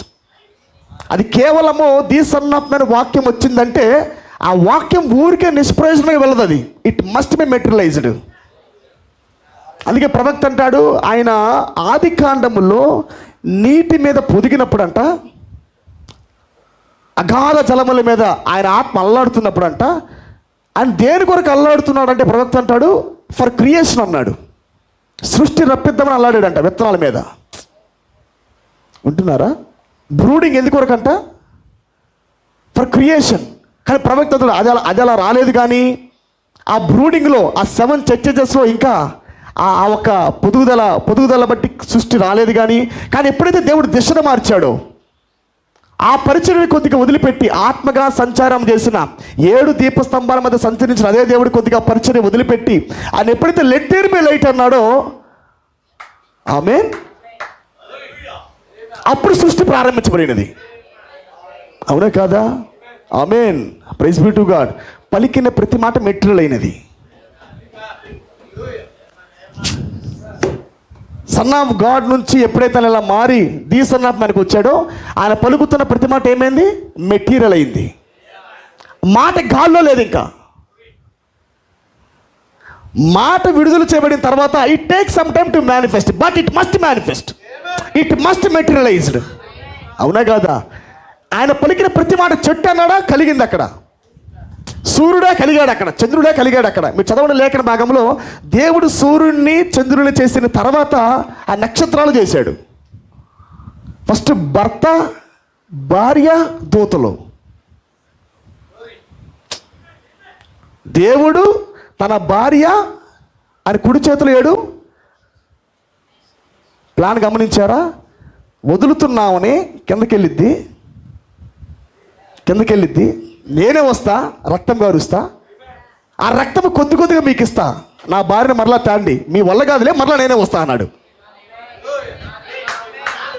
సూర్యుడు, చంద్రుడు, నక్షత్రాలు. ఆ బైబిల్ క్రమం రాశాడు అక్కడ. భార్య, భర్త, దూతలు. ఆమె ప్రణాళిక అది. మీరు 7 పనిచేస్తారు, కానీ ఆమె విడిపించబడదు, ఆమె బయటికి రాదు. మరలా రెండోసారి నేనే వస్తా. అందుకే అర్థం కావట్లేదు. ర్యాప్చర్ అంటే రేపన్నా కడబూరం రోగిద్ది, అది కనురెప్పపాటు. కానీ ఇప్పుడు ఇచ్చేది ఏంటంటే నీకు భయానా. ఎటువంటి భయానా? ఇది నీ సిస్టమ్ మార్చే భయానా. నేను అంటాను, కేవలం వాతావరణము మార్చే వర్తమానం మాత్రమే కాదు ఇది మనసులో పెట్టుకోండి. ఇది దేహాలు మార్చేది. ఇది ది సన్ ఆఫ్ మ్యాన్ ఎప్పుడు వచ్చినా దేహాలు మార్పుడే. ఇది మాత్రం తుది, ఇంకా అబ్సల్యూట్. ఇది ఇంకో పరిచయం లేదు, ఇంకా కాలం లేదు. It is the last stage. ఇది ఆఖరి కాలము, ఇది ఎలోహిం కాలము, ఇది ది సన్ ఆఫ్ మ్యాన్ కాలము, ఇది బాడీ చేంజ్ కాలం. ఇది గ్లోరీ బి టు గాడ్, హల్లెలూయా. కాబట్టి ఈ 7 దూతలు వచ్చారు, విడిపించారు, వాళ్ళు ప్రయాసపడ్డారు. కానీ మరలా ప్రకటన 10 ప్రకారంగా దేవుడు వస్తే తప్ప, మేఘముగా దిగి వస్తే తప్ప ఆమెకు విడుదల కలగల. అందుకే చూడండి, ఈ 7 ప్లస్ 8వ వాడని ఈయన ఎవరి కొరకు? మన కొరకే. ఆమేన్. 7 దూతలు ప్లస్ 8వ వాడు. 8వ వాడంటేనే డవ్వు, 8వ వాడంటేనే ప్రవక్త చూసింది ఏం తెలుసా? జాగ్రత్తగా వినండి. ప్రవక్త చెప్పింది ఏంటంటే, ఆయన చూసిన ఆయన 7వ దూత, ఆయన భూమి మీద ఉన్నాడు. ఈ 6 ఏమో పౌలు, ఐరేనస్, మార్టిన్, కొలంబో, లూథర్, వెస్లీ. వీళ్ళందరూ 6 పావురాలు. 6 పావురాలు. వింటున్నారా? 6 పావురాలు, 6 నక్షత్రాలు. ఈ ప్రవక్త 6 చూసిన తర్వాత 7 ఆయన చూశాడు అక్కడ. ఎవరిని? యేసుక్రీస్తుని. నిజానికి ఫార్మాట్ ఏంటంటే, ఈయన కూడా వీరిలో భాగం. ఎవరిలో? ఈ 6 ఈయన భాగం. నిజానికి పావురం ఏంటది? అది 7th డవ్ కాదు, అది 8th డవ్. అది 7 ఎటర్నిటీ కాదు, 8 ఎటర్నిటీ. హల్లెలూయా. మీరు విశ్వసించినప్పుడు అన్నాడా లేదా? పరిశుద్ధాత్మను పొందారా అన్నాడు. వాళ్ళు ఎక్కడున్నారు అప్పటికి? 7th ఏంజెల్ దగ్గర ఉన్నారు. John the Baptist. ఎరక్కపోయారు అక్కడ. ఎక్కడ? 63కి ముందు స్ట్రక్ అయ్యారు అక్కడ. పౌలు వచ్చాడు, మీరు విశ్వసించినప్పుడు ఆ ఎటర్నిటీని పొందారా అన్నాడు, ఆ డౌని పొందారా అన్నాడు. ఇంకో మాట చెప్పాలి, నిత్యత్వాన్ని పొందారా, 8వ పవర్ పొందారా అన్నాడు. అర్థమైంది నా మాట? ఆ 7వ పావురము అంటే నిజానికి ఆయన 8, 7 ఏనా ఎవరో ప్రవక్త 7లోకి 8 వచ్చింది. అర్థమైనదా? ఒక ల్యాండ్ అంటేనే 8. ఇప్పుడు దిగి వచ్చిందే 8 eternity, 8 dove. Praise be to God. Hallelujah. అందుకే అపోస్తలుడైన పౌలు దేని పరిచయం చేశాడు? పావురం పరిచయం చేశాడు ఆయన. ఇప్పుడున్న మెసెంజర్ ఎవరంటే లోపలికి వెళ్ళివాడు. ఇప్పుడున్న మెసేజ్ ఏంటంటే లోపలికి వెళ్ళి పని చేయవాడు. వెలుగు నన్ను ఎలాగైతే తాకిందో అలాగే నేను తాకపోతా ఉన్నది. నేను బ్రహ్మం ఉన్నప్పుడు రాలేదన్నాడు ఆయన. అంటే జాన్ ద బ్యాప్టిస్ట్. నేను వచ్చింది బ్రహ్మాం ఉన్నప్పుడు కాదు, నేను వచ్చింది మెస్సయ్య భూమి మీద ఉన్నప్పుడు కాదు, మెస్సయ్య పక్కన ఉన్నప్పుడు కాదు, పైన ఉన్నప్పుడు కాదు, మెస్సయ్య లోపలికి వెళ్ళినప్పుడు వచ్చాను నేను. అదేనా మాట్లాడుతుంది ఆయన? ఇంకో మాట చెప్పాలంటే దేవుడు ఆల్రెడీ లోపల ఉన్న పరిచయం జరిగిస్తూ ఉంటే ప్రజలకు అర్థం కాల. పౌలు చెప్పేదాకా ఇదిగో ఇప్పుడు నేను లోపలికి వెళ్తున్నాడని చెప్పాడు. ఆ దినమందు దేవుడు ఏ పరిచయం కలిగి ఉన్నాడో దాన్ని అపోస్తలుడైన పౌలు పరిచయం చేశాడు. ఆమేన్. అంటే దేని చెప్తున్నాడు? ఈ వర్తమానము ధర్మశాస్త్రానికి ఫుల్ స్టాప్ పెట్టింది. దిస్ మెసేజ్ దేనికి ఫుల్ స్టాప్ పెట్టింది? పాత నిబంధనకి ఫుల్ స్టాప్ పెట్టింది. అవునా కాదు? యేసుక్రీస్తు రాక ఏం చేసింది చెప్పండి గట్టిగా? యేసుక్రీస్తు రాక ఓల్డ్ టెస్టిమెంట్కి ఫుల్ స్టాప్ పెట్టింది. హల్లెలూయా. అలాగా ఒక కొత్త ఇప్పుడులాగే ఫుల్ స్టాప్ పెట్టి కొత్త వర్తమానంతో వచ్చాడు ఆయన. ఒక న్యూ మెసేజ్తో వచ్చాడు ఆయన. ప్రవచనములన్నీ పాతవే, కానీ మేనిఫెస్టేషన్ కొత్తది. ప్రాఫెసీస్ మొత్తం ఆల్రెడీ పాతవే, అది పాత నిబంధనే, కానీ మేనిఫెస్టేషన్ కొత్త నిబంధన. అర్థమైందా? ప్రవచనాలు మొత్తం కాలంలోనివే, కానీ ఇప్పుడు నీలో అవుతున్న మేనిఫెస్టేషన్ ఏంటి? నిత్యత్వం. అది ఎటర్నిటీ మేనిఫెస్టేషన్ ఇది. హల్లెలూయా. ఆ మాటలు మీకు అర్థమవుతున్నాయి కదా? 7వ సంఘకాలము దాటిన తర్వాత నేను నెరవేర్చబడుతున్నాయి. వాక్యం ఎప్పుడు శరీరం అవుతున్నది? ఎప్పుడు అవుతుంది చెప్పండి? ఆఫ్టర్ 7 చర్చ్ ఏజెస్, 7 సంఘకాలముల తర్వాతే మరలా దిగి వచ్చాడు ఆయన.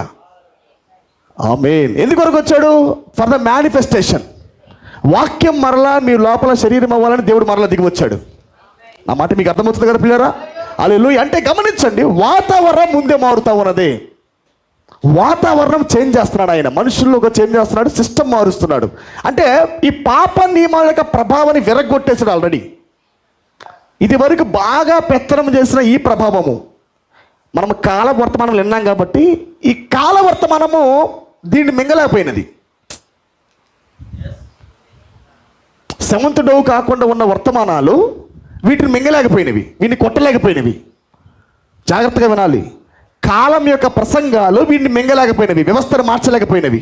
అందుకని ఎప్పుడైతే నిత్యత్వముగా ప్రభువు దిగి వచ్చాడో ఈ 7వ పావురం యొక్క నిత్యత్వ వర్తమానాలే నీ సిస్టమ్ను మార్చాయి. మీరు చాలా జాగ్రత్తగా పౌలు పత్రికలు చదివితే పౌలు హైలైట్ చేస్తుంది ఇదే. దేని తెలుసా? దీన్ని మింగలేనిది ఇది మింగింది. ధర్మశాస్త్రము దీన్ని మింగలేకపోయినది, అది శాపంగా మారింది. ఆమేన్. ఏదైతే గెలవలేకపోయినదో, నేను పొందలేకపోయానో, నేను ఇప్పుడు దీన్ని క్రీస్తు ద్వారా పొందాను, నిత్యత్వము ద్వారా పొందాను. కాలంలో ఉన్నది నన్ను జయించలేకపోయింది, జయం ఇవ్వలేకపోయినది, కానీ పలుకబడిన మాట ద్వారా పుట్టిన ఏన ద్వారా నాకు విజయం వచ్చింది అంటాడు. ఎప్పుడైతే యేసుక్రీస్తు వచ్చాడో వ్యవస్థ మార్చాడు. అవునా కదా? వాతావరణం మార్చాడు. జస్ట్ మాట ఆకర్షిస్తూ ఉంది, డిసర్మెంట్ ఆకర్షిస్తూ ఉంది. అవునా? వివేచించిన ఆకర్షణ జరుగుతుంది, మాటలో ఆకర్షణ జరుగుతుంది, ఇచ్చిన ప్రత్యక్షతలో ఆకర్షణ జరుగుతూ ఉన్నది. హల్లెలూయా. అంటే వారిని అటు ఇటు కదల్చకుండా ఉండటానికి ముందు ఏం చేశాడు ఆయన? ఏం చేశాడు? ఆమేన్. భయాన ఇచ్చాడు, సంచకరం ఇచ్చాడు. ఏ సంచకరం అది? హోలీ గోస్ట్ సంచకరం అది. ఆమేన్. హోలీ గోస్ట్ యొక్క సంచకరం అది. ఇంకా ఆయన పైకి వెళ్ళి మ్యాన్షన్స్ చేయలా. ఆయన అంటాడు, నేను పరలోకంకి వెళ్తున్నాను, నీ కొరకు నేను భవనములను సిద్ధపరుస్తానంటాడు ఆయన. అదేదో కనుక మన ఓట్ బాడీ, మన వాక్య దేహాలే దేవుడి పైకి వెళ్ళి సిద్ధపరిచాడు ఆయన. హల్లెలూయా. ఆ సిద్ధపరిచిన వాక్య దేహాలే మరలా ఇప్పుడు తీసుకొని వచ్చాడు. ఆ మాటలు మీకు అర్థమవుతున్నాయా? అంటే ఏం జరుగుతుంది? బిఫోర్ ద బాడీ చేంజ్, మనలో వాక్యం శరీరం అవుతూ, నిత్యత్వ ప్రసంగం శరీరం అవుతూ, ఒక అతీతమైన పంట నీకు ప్రత్యక్షం అవుతూ ఏం చేస్తున్నది? నియమాలు పగలగొడతా ఉన్నది, వ్యవస్థను మారుస్తూ ఉన్నది, కాలాన్ని మింగుతూ ఉంది, నీ కాలానికి ఫుల్ స్టాప్ పెడతా ఉంది. కాలం అంటే ఇంకోటి చెప్తా వినండి. కాలం అంటే మీరు ముసలోళ్ళు అయ్యేది కాదు నేను మాట్లాడుతుంది. ఇది రేపు అన్నాక ఫుల్ స్టాప్ అయిపోయింది, అది ఒక్క సెకండే. కానీ నేను మాట్లాడుతుంది ఏంటంటే ఈ నియమాలు, వీడి ప్రభావాలు, ఇది కాలము. వీడి నియమాలకి ఫుల్ స్టాప్, వీడి థాట్స్కి ఫుల్ స్టాప్, వీడి మైండ్కి ఫుల్ స్టాప్, వీడి అవిశ్వాసానికి ఫుల్ స్టాప్. అవిశ్వాసం నుండి సంపూర్ణంగా బయటికి పిలుచుటకే దేవుని వాక్యం వచ్చినది. God's word came to separate the total unbelief. ఇన్ని కాలాలుగా సంపూర్ణమైన అవిశ్వాసం నుంచి బయటికి లాగే వాక్యం రాలా.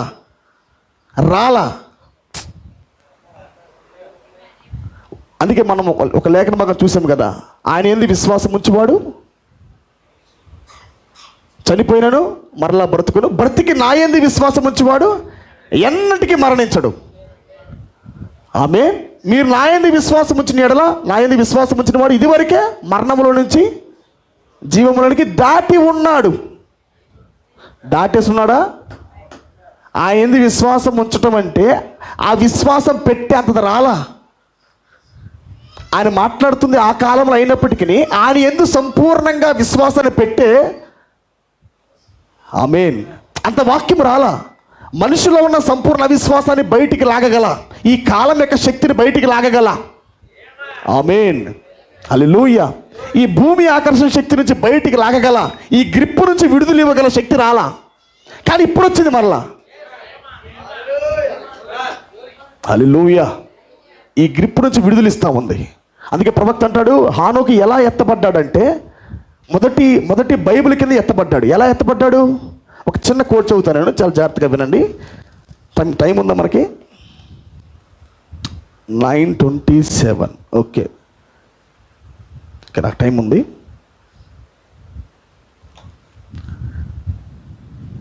కొన్ని విషయాలు చూద్దాం మనం, ఓకేనా? నేను ముగిస్తాను, జాగ్రత్తగా వినండి.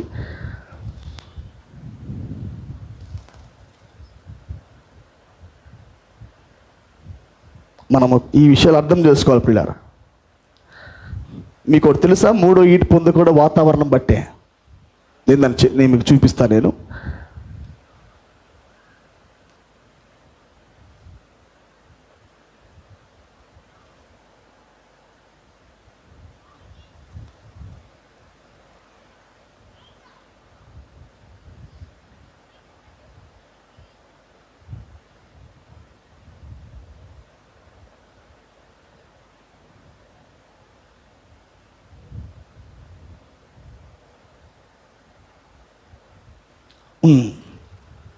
దేవుడు తన వాక్య విషయంలో ఎన్నడైనా తన మనసు మార్చుకున్నా అనే వర్తమానము, does God change his mind అనే వర్తమానం చూడండి. 65:04-27. 65:04-27 14వ పేర.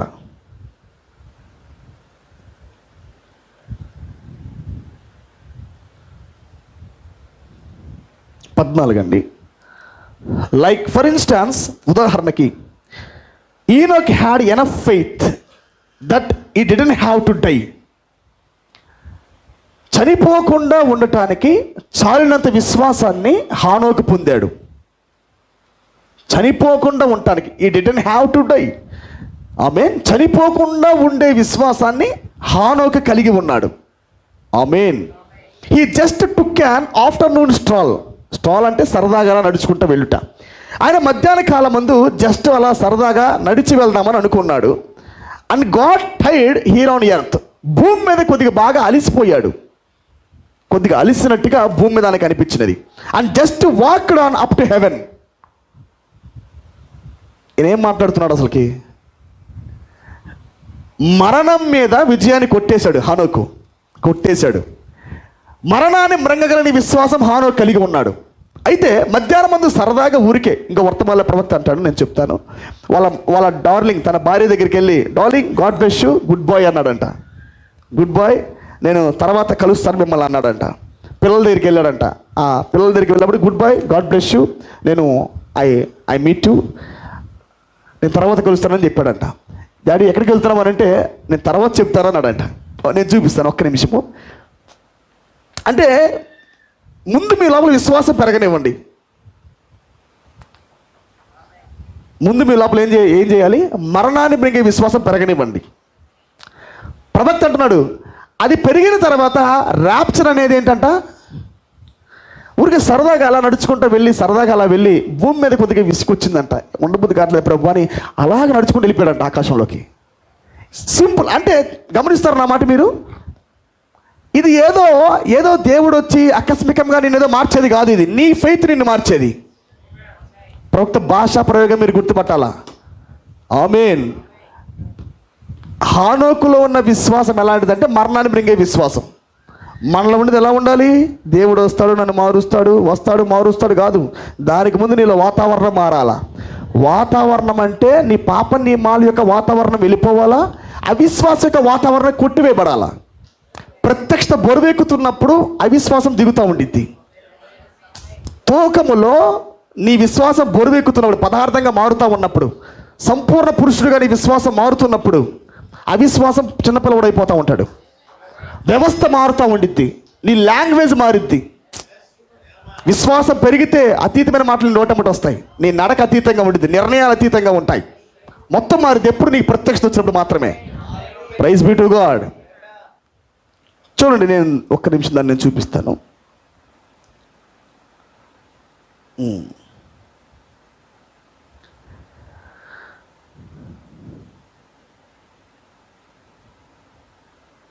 Praise be to God.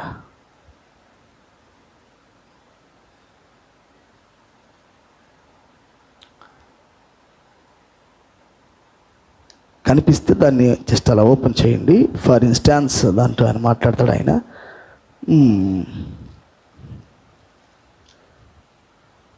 Okay, తర్వాత చూద్దాము దీన్ని. నేను దాన్ని హైలైట్ చేశాను అనుకున్నాను నేను. ఓకే, అలాగా ఆయన భూమి మీద అలా నడిచిన తర్వాత ఆయన పరలోకానికి అలా నడుచుకుంటూ ఎక్కిపోయాడు. I had certainly like to have faith like that. I had certainly like to have faith like that. నేను కూడా అటువంటి విశ్వాసాన్ని ఆమేన్ కలిగి ఉంటానని నిశ్చయితని కలిగి ఉన్నాను. But I hope that we do get that faith some day as we grow are in to him. మనం ఆయనలోకి పెరుగుతూ ఉన్నప్పుడు, అంటే క్రీస్తులో మనం పరిపక్వం అవుతూ ఉన్నప్పుడు, మనము కూడా ఒక దినమున అలాంటి విశ్వాసంలోకి వెళ్ళిపోతామన్నాడు ఆయన. అర్థమైందన్నమాట. ద సేమ్ ఫెయిత్ మనలో కూడా మేనిఫెస్ట్ అవుతూ ఉన్నది. అందుకొరకే ఉరుములు పగలగొట్టబడతా ఉన్నాయి. అందుకే నీకు వాక్యం తీసుకొని రాబడతా ఉన్నది. ఓకే, నెక్స్ట్ చూడండి. ఇది అలాగే పెట్టి ప్రవక్త మాట్లాడిన అట్మాస్ఫియర్ ఇది నేను చదివించి ముందుకెళ్తాను. నేను పరలోక పెళ్లి కుమారుడు, భూలోక పెళ్లి కుమార్తె భవిష్య గృహము. ఆ వర్తమానంలో 123 నౌ పర్ఫెక్ట్లీ, ఇప్పుడు పరిపూర్ణముగా. Noah was a type of those carried over. Remember when Noah come out, Ham was with him. చూడండి, నోవాహు బయటికి వచ్చినప్పుడు హాము నోవాహుతో ఉన్నాడు. తెలుసు కదా హామ్ అంటే? Sin was still in there. పాపము ఇంకను అక్కడే ఉన్నది. Sin went right on over through the arc. Unbelief, doubt vent over in to the arc, in the arc. నోవాహు ఓడలోకి వెళ్ళినప్పుడు అన్బిలీఫ్ ఓడలోకి వెళ్ళినది, పాపము ఓడలోకి వెళ్ళినది. ఆమేన్. నోవాహు ఓడలోకి వెళ్ళినప్పుడు హామ్ అనే వ్యక్తి లోపలికి వెళ్ళాడు. అన్బిలీఫు, అవిశ్వాసము, పాపము లోపలికి వెళ్ళినది. ఓకేనా? Carried above the judgment. తీర్పుకు పైగా ప్రయాణం చేసిరి. బట్ హీనోకు వెంట హయ్యర్ దెన్ ద ఆర్క్. కానీ హానోకు ఓడకు పైగా ప్రయాణం చేశాను. ఆమె ఓడలో నోవాకి వెళ్ళాడు. ఆ నోవాహు ఓడలో అవిశ్వాసం ఉంది, పాపం ఉన్నది. కానీ హానోకు ఓడకు పైగా వెళ్ళాడు. He went on in to the presence of God. హానోకు దేవుని సన్నిధిలోకి వెళ్ళాడు. But Noah went through and come out. నోవాకు వెళ్ళి మరలా బయటకు వచ్చేసాడు. దేంట్లోకి వెళ్ళి తీర్పును దాటాడు, మరలా ఈ భూమిలోకి వచ్చి పడ్డాడు. ప్రపంచాన్ని దాటాడు, తీర్పుకు పైగా ప్రయాణం చేశాడు. మరలా ఎక్కడికి వచ్చాడు? భూమిని దాంట్లో ఈ భూమి మీదే ఉన్నాడు. కాకపోతే భూమి మీద ఉన్న వాతావరణాలు మాత్రమే మారినాయి. జాగ్రత్తగా వినాలి. భూమి మీద వాతావరణం మాత్రమే నోవాకు మారింది, కానీ స్టిల్ పాపం ఉన్నది, స్టిల్ అవిశ్వాసం ఉంది. చాలా జాగ్రత్తగా వినండి. నోవా ఫెయిత్ వేరు, ఈనోకు ఫెయిత్ వేరు. నోవాకు ఫెయిత్ ఏంటంటే వ్యవస్థ మారుట, వాతావరణం మారుట, సిస్టమ్ మారుట. కానీ హానోకు ఫెయిత్ ఏంటి? బాడీ చేంజ్ అవుట. అందుకే ప్రవక్త అన్నాడు, 7th చర్చ్ ఏజ్. ఉదాహరణకి ఫీస్ట్ ఆఫ్ ట్రంపెట్స్ మీరు చదివినట్లయితే ప్రవక్త ఈ పండుగ ఏంటండి? ఆఖరి పండుగ ఏంటి? గుడారాల పండుగ. అది ఎప్పుడు జరుగుతుంది? గుడారాల పండుగ జరిగేది అది 7వ పండుగనా? చివరి పండుగ 7వ పండుగ గుడారాల పండుగ. హల్లెలూయా. ఆ 7వ గుడారాల పండుగ దేనికి సాదృశ్యం అంటే మిలీనియంకి సాదృశ్యం. 6 మానవుడి సంఖ్య, 7 ప్రభు దినం లాంటిది. 7 అంటేనే గుడారాల పండుగ, 7 అంటే మిలీనియం లాంటిది. కానీ 8 ఏంటి? నిత్యత్వం. ప్రవక్త కోట్ చేస్తుంది ఏంటంటే ఈ 7 అనేది కేవలం నీలో పనిచేస్తున్న వాతావరణ మార్పిడి మాత్రమే. జాగ్రత్తగా వినాలి.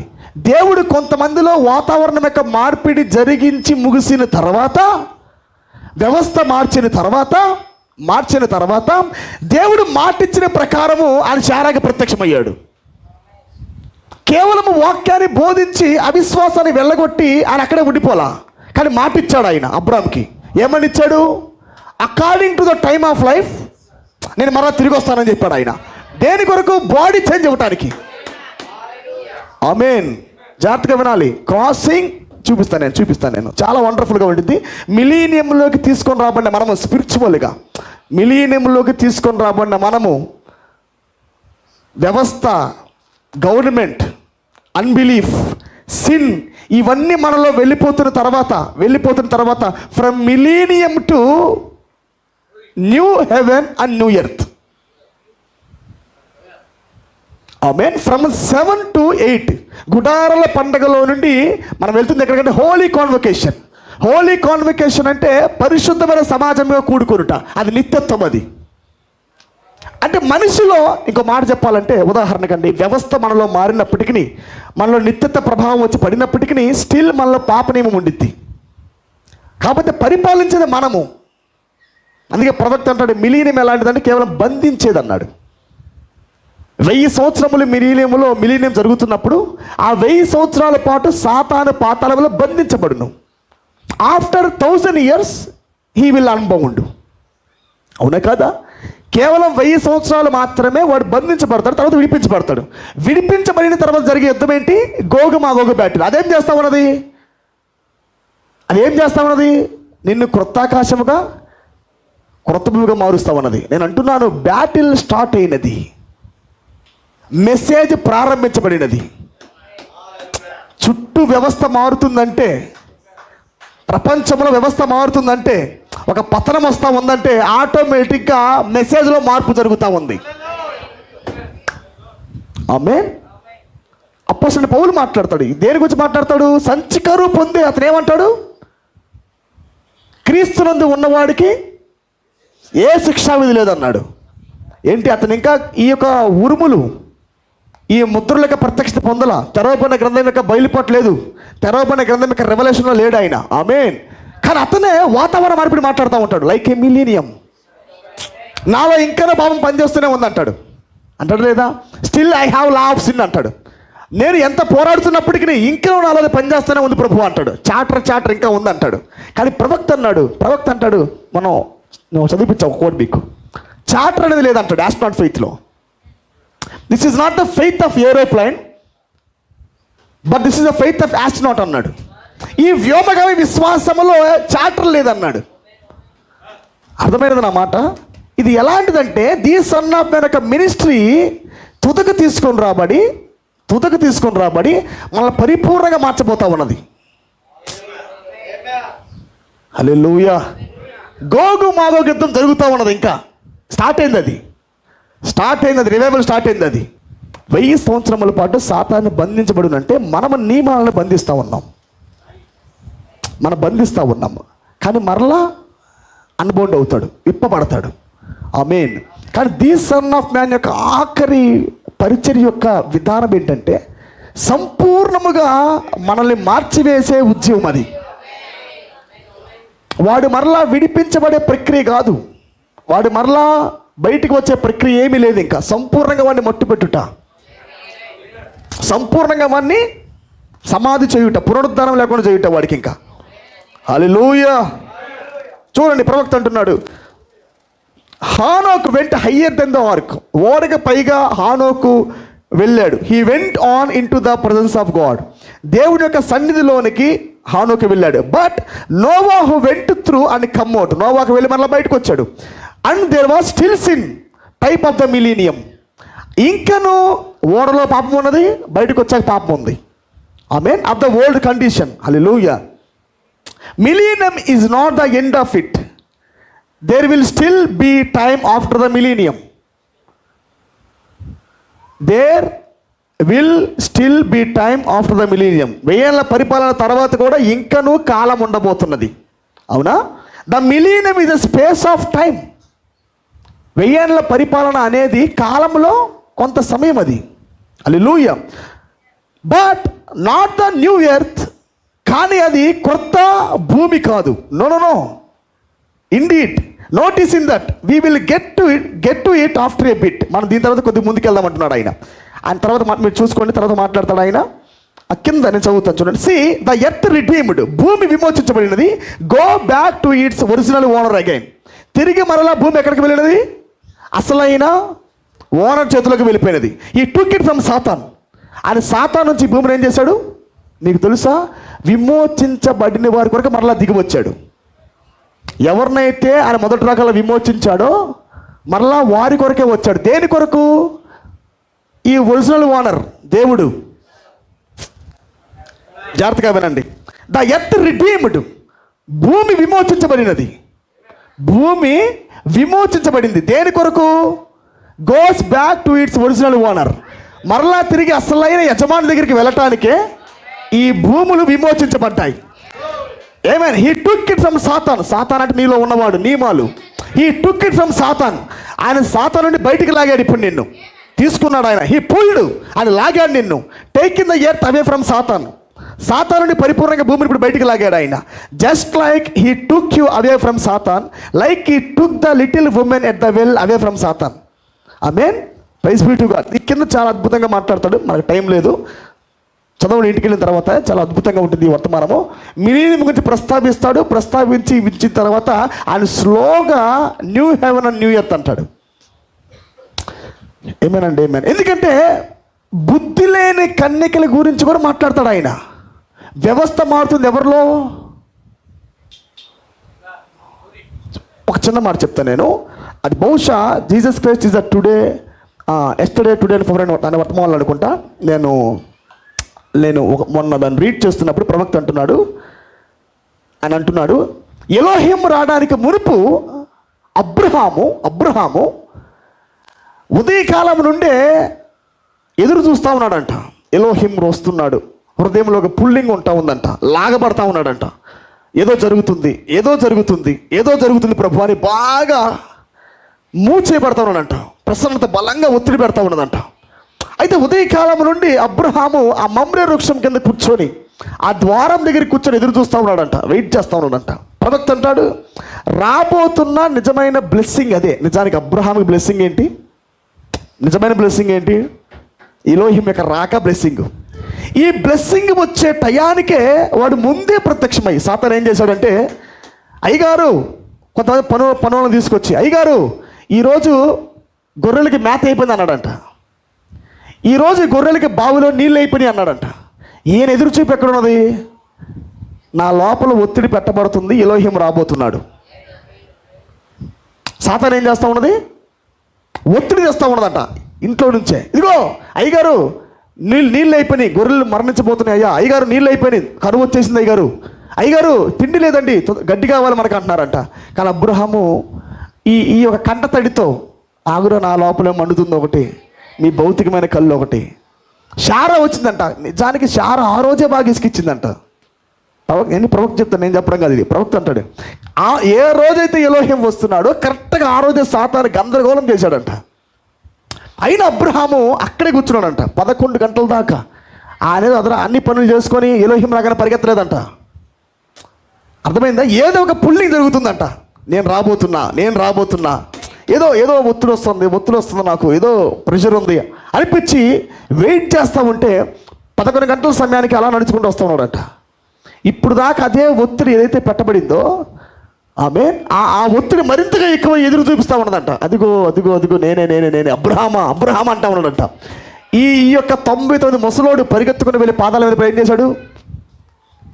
ఆమె ఇన్వైట్ చేశాడు ఇంటికి. అయినా అందుకే ప్రవక్త అంటాడు, ఇక్కడ ఒక మాట అంటాడు ఆయన ఏమంటాడంటే, ఈ లోతు భార్య సొదొమ గొమొర పట్టణానికి వెళ్ళిపోయిన తర్వాత అంట, చాలా సంవత్సరాల తర్వాత, జాగ్రత్తగా వినండి, వెళ్ళిపోయిన తర్వాత శారా ఒకసారి చూద్దామని ఇష్టపడిందంట. ఏది? సొదొమ పట్టణం కాదు, సొదొమ చూద్దామని కాదు. ఆమె ఇష్టం ఏంటంటే, ఇప్పుడు దాకా వీళ్ళు మనతో ఉన్నారు కదా, ఒక్కసారి చూసొద్దాం అనుకొని లోతు ఇంటికి వెళ్ళిందంట. లోతు ఇంటికి వెళితే ఆ లోతు ఇంటిలోకి వెళ్ళినప్పుడు తన లోతు భార్య యవ్వనంగా ఉందంట. ఎట్లా ఉన్నది? చాలా నాజుగ్గా యవ్వనంగా ఉందంట. ఆశ్చర్యపోయిందంట శారా. అరే అమ్మ, ఎట్లా మారేవు అసలు నువ్వు? నిజానికి ప్రామిస్ ఎవరిది? ప్రామిస్ మాది. తెల్ల జుట్టు కాస్త నల్ల జుట్టు అయిపోయిందంట. ముడతలు కాస్త బాగా, అసలు ముడతలు లేకుండా నీట్గా కుర్రపిల్లలాగా ఉందంట.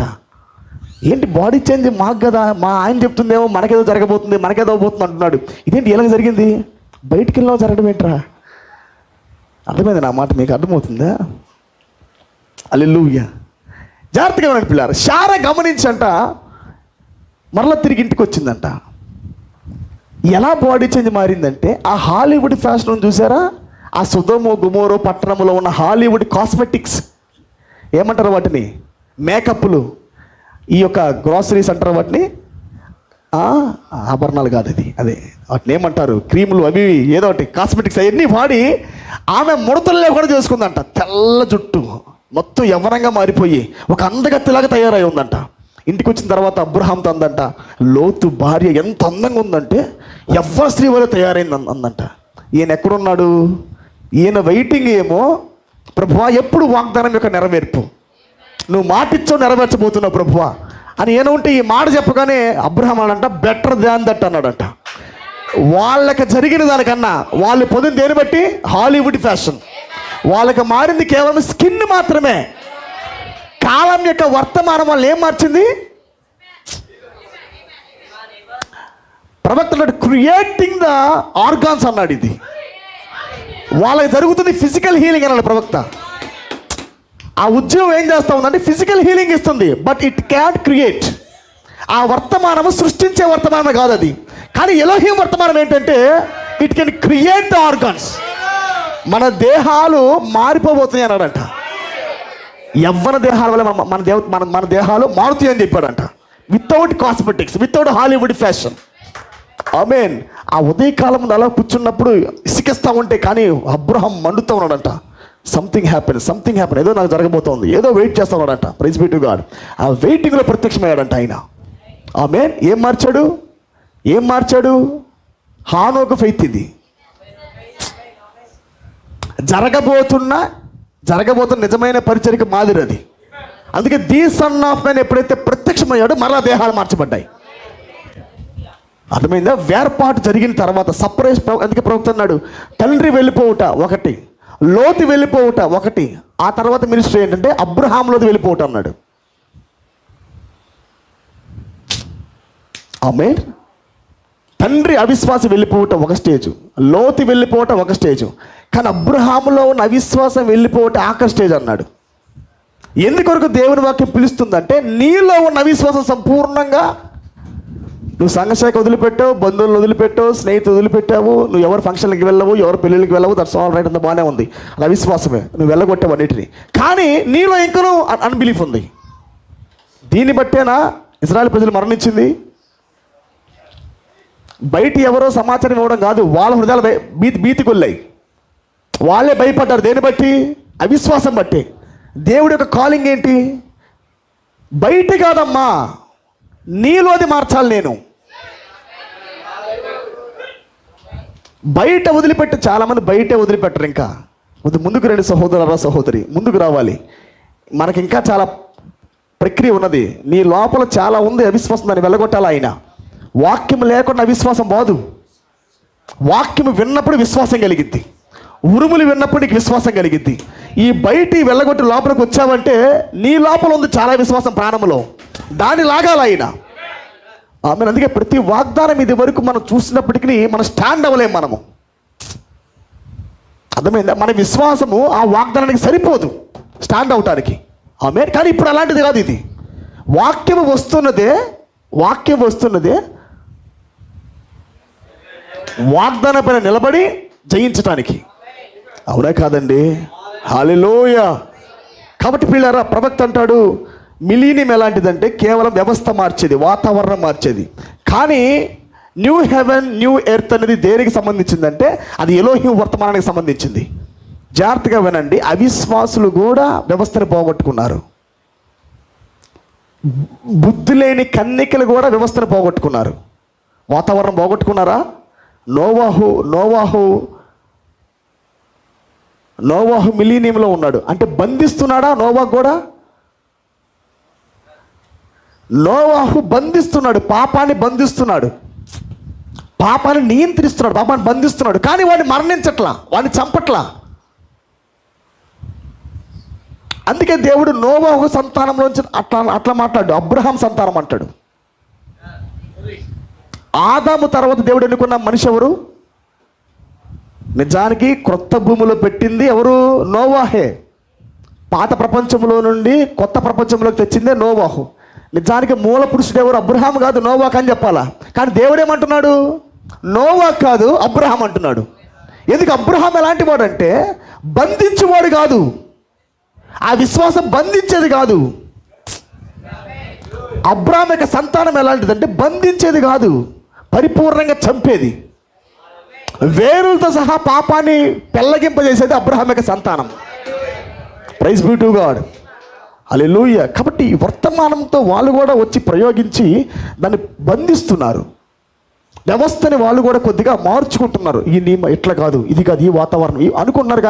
కానీ నిజానికి ఈ ఎలోహిం మెసేజ్ ఎలాంటిదంటే దీని సన్నమైన వర్తమానం ఏంటంటే దేహాలు మార్చే శక్తి కలిగి ఉంది. ఇది ర్యాప్చరింగ్ ఫెయిత్ వర్తమానం. ఇది నా మాటలు మీకు అర్థమవుతున్నాయి? ఒక్క చిన్న మాట నేను చదివి నేను ముగిస్తాను, అందరు జాగ్రత్తగా వినండి.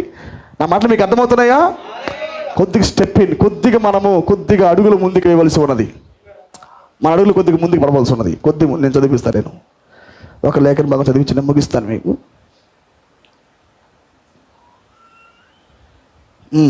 Praise be to God.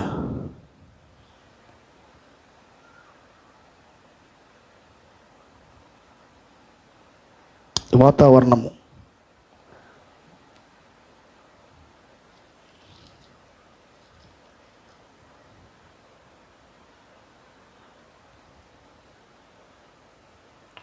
God being misunderstood.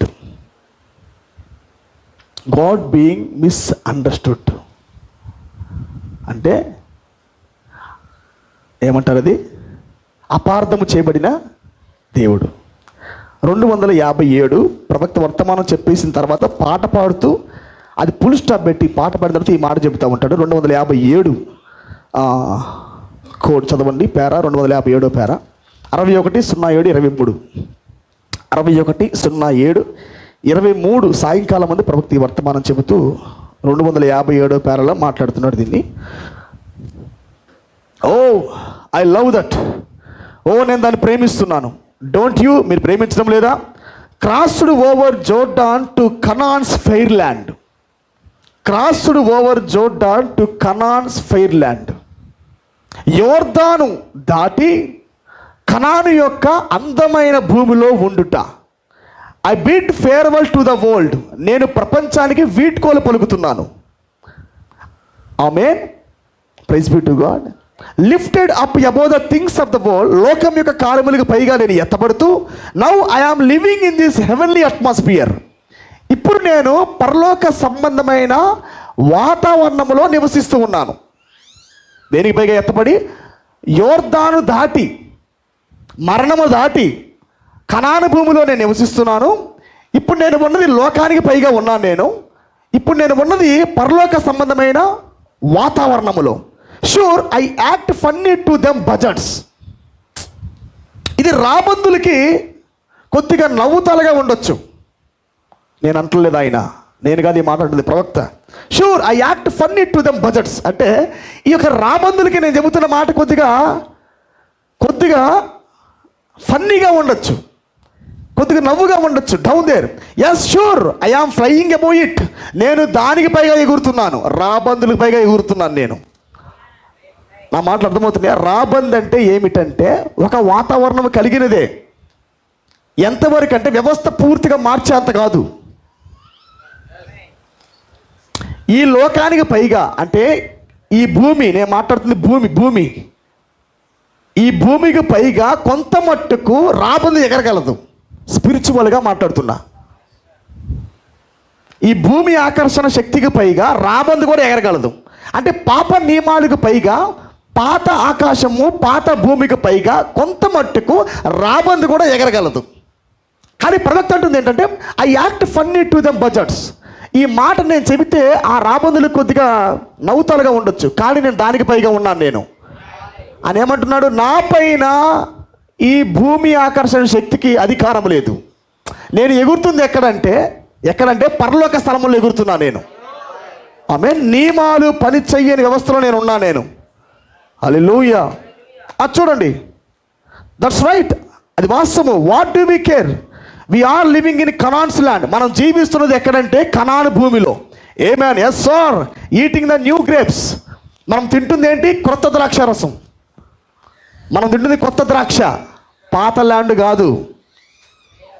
Before Jordan there was a food. మన్నా ఉన్నది, పూరడి పెట్టెలు ఉన్నవి. కానీ ప్రవక్త ఏమంటున్నాడు? అవి తినేది రాబందులు. But I cross the Jordan. నేను యోర్దాను దాటాను. ఇప్పుడు నేను తింటున్న వర్తమానం ఏంటంటే న్యూ గ్రేప్, ఒక క్రొత్త పంట ఇది, ఒక కొత్త ద్రాక్ష ఇది. Amen. Just having a wonderful time. అద్భుతమైన సమయాన్ని కలిగి ఉండుట. Full of glory, full of power, full of the Holy spirit.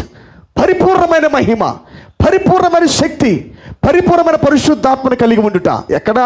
దేన్ని కలిగి ఉంటే? New grapes. ఈయన మాట్లాడుతుంది నిత్యత్వపు వాక్యము. నిత్యత్వపు వాక్యాన్ని బట్టే హెవెన్లీ వాతావరణం వచ్చింది.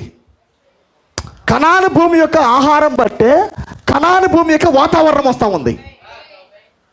హల్లెలూయా. అర్థమైంది నా మాట మీకు? Praise be to God. Hallelujah. చిన్నది ఒక విషయం చదువుతాను నేను. 57:03:05 ఆ వర్తమానంలో డివైన్ లవ్, దైవికమైన ప్రేమ అనే వర్తమానంలో 17వ పేరా. ఇది ఒక్క చదివి నేను ముగిస్తాను. అందరు జాగ్రత్తగా వినండి. ఓకేనా? హల్లెలూయా. అలిసిపోవద్దు ఎవరు. ఓకే, పేరా 17వ పేరా అండి.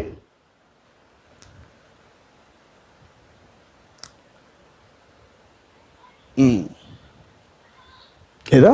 ఓకే, దైవికమైన ప్రేమ. Now if you really love God, ఇప్పుడు నువ్వు నిజంగా దేవుణ్ణి ప్రేమించినట్లయితే, and there is some kind of people that's really good people. కొంతమంది నిజమైన ప్రజలు ఉంటారు, కొంతమంది ప్రజలు చాలా నిజమైన మంచి ప్రజలుగా ఉంటారు. Only you can hardly stand to be around them. మరలా చెబుతున్నాను, only you just can't hardly stand to be around them. కనీసం నువ్వు వారి చుట్టూ నిలబడటానికో నీకు కష్టతరంగా ఉండును. కనీసం వారి చుట్టూ నిలబడటానికి కూడా కష్టతరముగా కఠినంగా ఉండడం. దట్స్ రైట్, అది వాస్తవం. Why is it? ఎందుకది? They create that atmosphere. వారు ఒక వాతావరణం సృష్టించుకుంటారు. ఎవరంటే వాళ్ళు సృష్టికర్తలు సొంత వాతావరణాన్ని కలిగి ఉంటారు. దేవుని కుమారులు సృష్టి వాతావరణం. నా మాట మీకు అర్థమవుతుందా? పలుకబడిన మాటల్లోకి మనం వెళ్ళాలన్నా దానికి ముందు మనకు వాతావరణం కావాలి. ప్రవక్త అంటున్నాడు, వాళ్ళ మధ్యలో కనీసం నిలబడలేవు నీవు. అలాంటి ప్రజల మధ్య నీకు అడుగు కూడా పడదు. నీకు యు కాంట్ స్టే దేర్. నువ్వు కనీసం వారి దగ్గర నిలబడలేవు. నీకు చాలా కఠినంగా ఉండరు. ఎందుకంటే వాళ్ళకు ఒక వాతావరణం ఉన్నది. ఎవరికి? దైవికమైన ప్రజలకు, కనాను భూమిలో ఉన్నవారికి, న్యూ గ్రేప్ తింటున్న వారికి, నిత్యత్వములో ఉన్నవారికి. ఆమేన్. వాళ్ళకు ఒక వాతావరణం ఉన్నది. There is some kind of people that you just love to be around.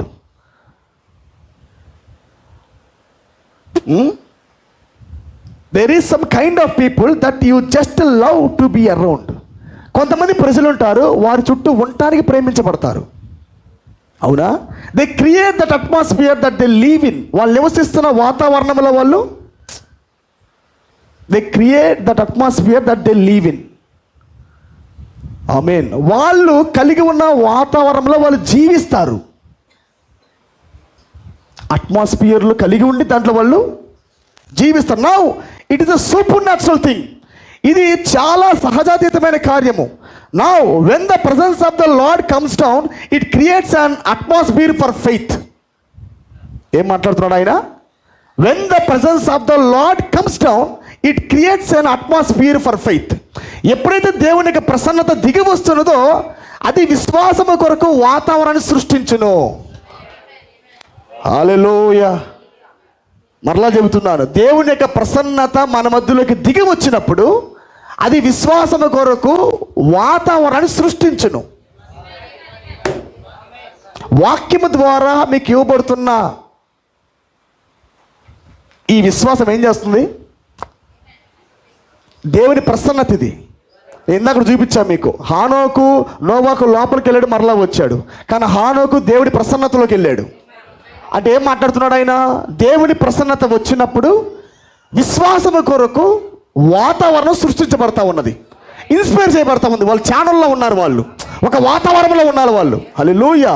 ఎప్పుడైతే ఆ వాతావరణం వస్తుందో ఇంకా అవిశ్వాసానికి చోట్లేదు అక్కడ. ఆ వాతావరణమే ఒకదాన్ని సృష్టిస్తూ ఉంది. ప్రవక్త అంటాడు, ఆయన ప్రాంతానికి వెళ్ళవలసి వచ్చాడు. ఎందుకొరకంటే ప్రెసెన్స్ ఆఫ్ ద లార్డ్ ఒత్తిడి పెడతా ఉన్నది. దావీదుకి ఆ సన్నిధి ఒత్తిడి పెట్టింది. Create a own atmosphere. నిజానికి దావీదు చుట్టూ ఎవరైనా వాతావరణం కలిగి లేరు. దావీదు వాతావరణం వేరు, సౌలు వాతావరణాలు వేరు. నేను చెప్తా, ఆదివారం మీకు ఆ మెసేజ్ చెప్తా. నేను దావీదు కింద ఉన్న, మేము మాట్లాడుకున్నాం నిన్నే, దావీదు కింద ఉన్న ముగ్గురు యోధులు ఉంటారు, సేమ్ అనాయింటింగ్ కొనసాగించిన వాళ్ళు. దావీదు కలిగి ఉన్న ఫెయితే ముగ్గురు వ్యక్తులకు వెళ్ళిద్ది. ఒకరు షిమి సంథింగ్ ఎలియాజర్ అనుకుంటా, ఇంకొక వ్యక్తి ఉంటారు. ఆమేన్. వీళ్ళు ముగ్గురితో కొలమానం వేస్తారు అందరినీ. వీళ్ళతో వీళ్ళు సమానులు కాదు అంటూ ఉంటారు. అందరు యుద్ధం చేసేవాళ్ళే, కానీ ఈ యుద్ధ పటిమి, ఈ పోరాట పటిమి వాళ్ళ ముగ్గురితో సమానమైంది కాదంటారు.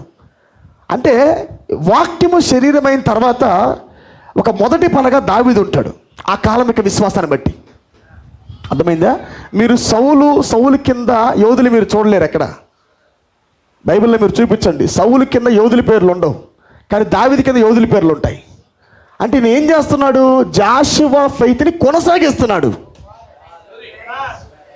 జాషువా ఫెయిత్ అక్కడ ఆగిపోయినది. ఈయన ఏం చేశాడు? జాషువా ఫెయిత్ దగ్గరికి వెళ్ళి దాన్ని కొనసాగిస్తాడు. ఆయన మొట్టమొదటిసారి యుద్ధ భూమిలోకి వచ్చినప్పుడు ఎలా వస్తాడు? విశ్వాసంతో వస్తాడు అతడు. ఒక అట్మాస్ఫియర్. ఇప్పుడు నేను మాట్లాడి the presence of the lord ఎప్పుడైతే వచ్చిందో, దేవుని సన్నిధి దావీదు దగ్గరికి వచ్చినప్పుడు ఒక వాతావరణం క్రియేట్ చేయబడింది, ఒక వాతావరణం సృష్టించబడింది. ఈ వాతావరణంలో ఉన్న ఈ దావీదు ఇంకా ఆగలేకపోతున్నాడు. ఇంకా అది ఒత్తిడి పెడతా ఉంది, కొద్ది ముందుకెళ్ళని.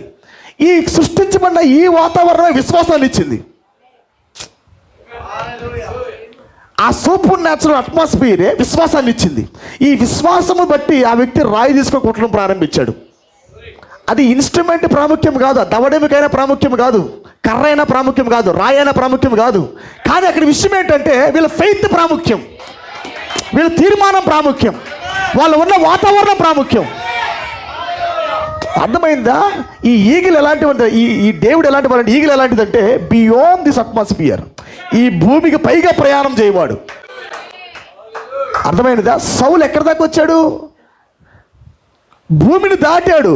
కానీ దావీదు అట్టటి వాడు కాదు. దావీదు ఈ యొక్క రాబందులకు పైగా వెళ్ళినవాడు. ఆమె భూమి ఆకర్షణ శక్తికి పైగా ఎగురుతున్నవాడు. శత్రువు చిన్నవాడిగా ఉన్నాడు, ఈగలు పెద్దగా ఉంది, పైన ఉన్నది. నీకు తెలుసా, రెవల్యూషన్ పెరిగితేనేగా శత్రు చిన్నోడు అయ్యేది. నువ్వు భూమి మీద చూసావనుకో వాడు 13 అడుగులే. కానీ జాషువా ఏం చూశాడు? అరే పైకెక్కి నేను చూసా, వారు నీడే లేదు. మీరు చూసింది కాళ్ళ దగ్గర నుంచి వాడిని, ఎటు చూసారు మీరు వాడిని? నేను చూసింది పైన నుంచి. అవునా కదా? మీరు తల ఎత్తారు, నేను తలదించా.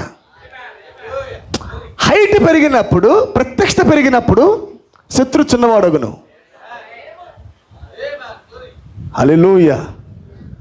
శత్రువు పెరిగినప్పుడు కాదు, ప్రత్యక్షత పెరిగినప్పుడు శత్రువు చిన్నవాడు వగునే. అది వాస్తవం. అది విశ్వాసం పెరిగినప్పుడు శత్రు చిన్నవాడగును. ఇలా పెరిగినప్పుడు వాళ్ళు నెఫిలీలు ఎంత ఉన్నారానికి? మిడతల వలె ఉన్నారు. ఇంకో మాట, అసలు నీడే లేదురా వాళ్ళ మీద అన్నాడు. వారి నీడ వారి మీద నుండి తొలగిపోయిన అన్నాడు. బిఫోర్ ద బ్యాటిల్, యుద్ధానికి వెళ్ళడానికి మునిపే మొదటిగా కొద్దిగా ఎగిరారు వాళ్ళు పైకి. ఎగురుట అనగా రెవల్యూషన్ ఎగిరింది, విశ్వాసం ఎగిరింది. విశ్వాసం ఎగిరినప్పుడు ఇలా చూడగానే శత్రు చిన్నగా ఉన్నాడు. అర్థమైందా? అంటే భూతల వాతావరణం మారాలి, అట్మాస్ఫియర్ మారాలి నీ లోపల. ఈ వర్తమానం నేనేం చేయాలి? నీ వాతావరణం మార్చాలా. ఈ కాల వాతావరణం కాదు, కాల ప్రభావం కాదు, ఈ డైమెన్షన్ కాదు, ఇంకోటి ఉంది నీ పక్కన.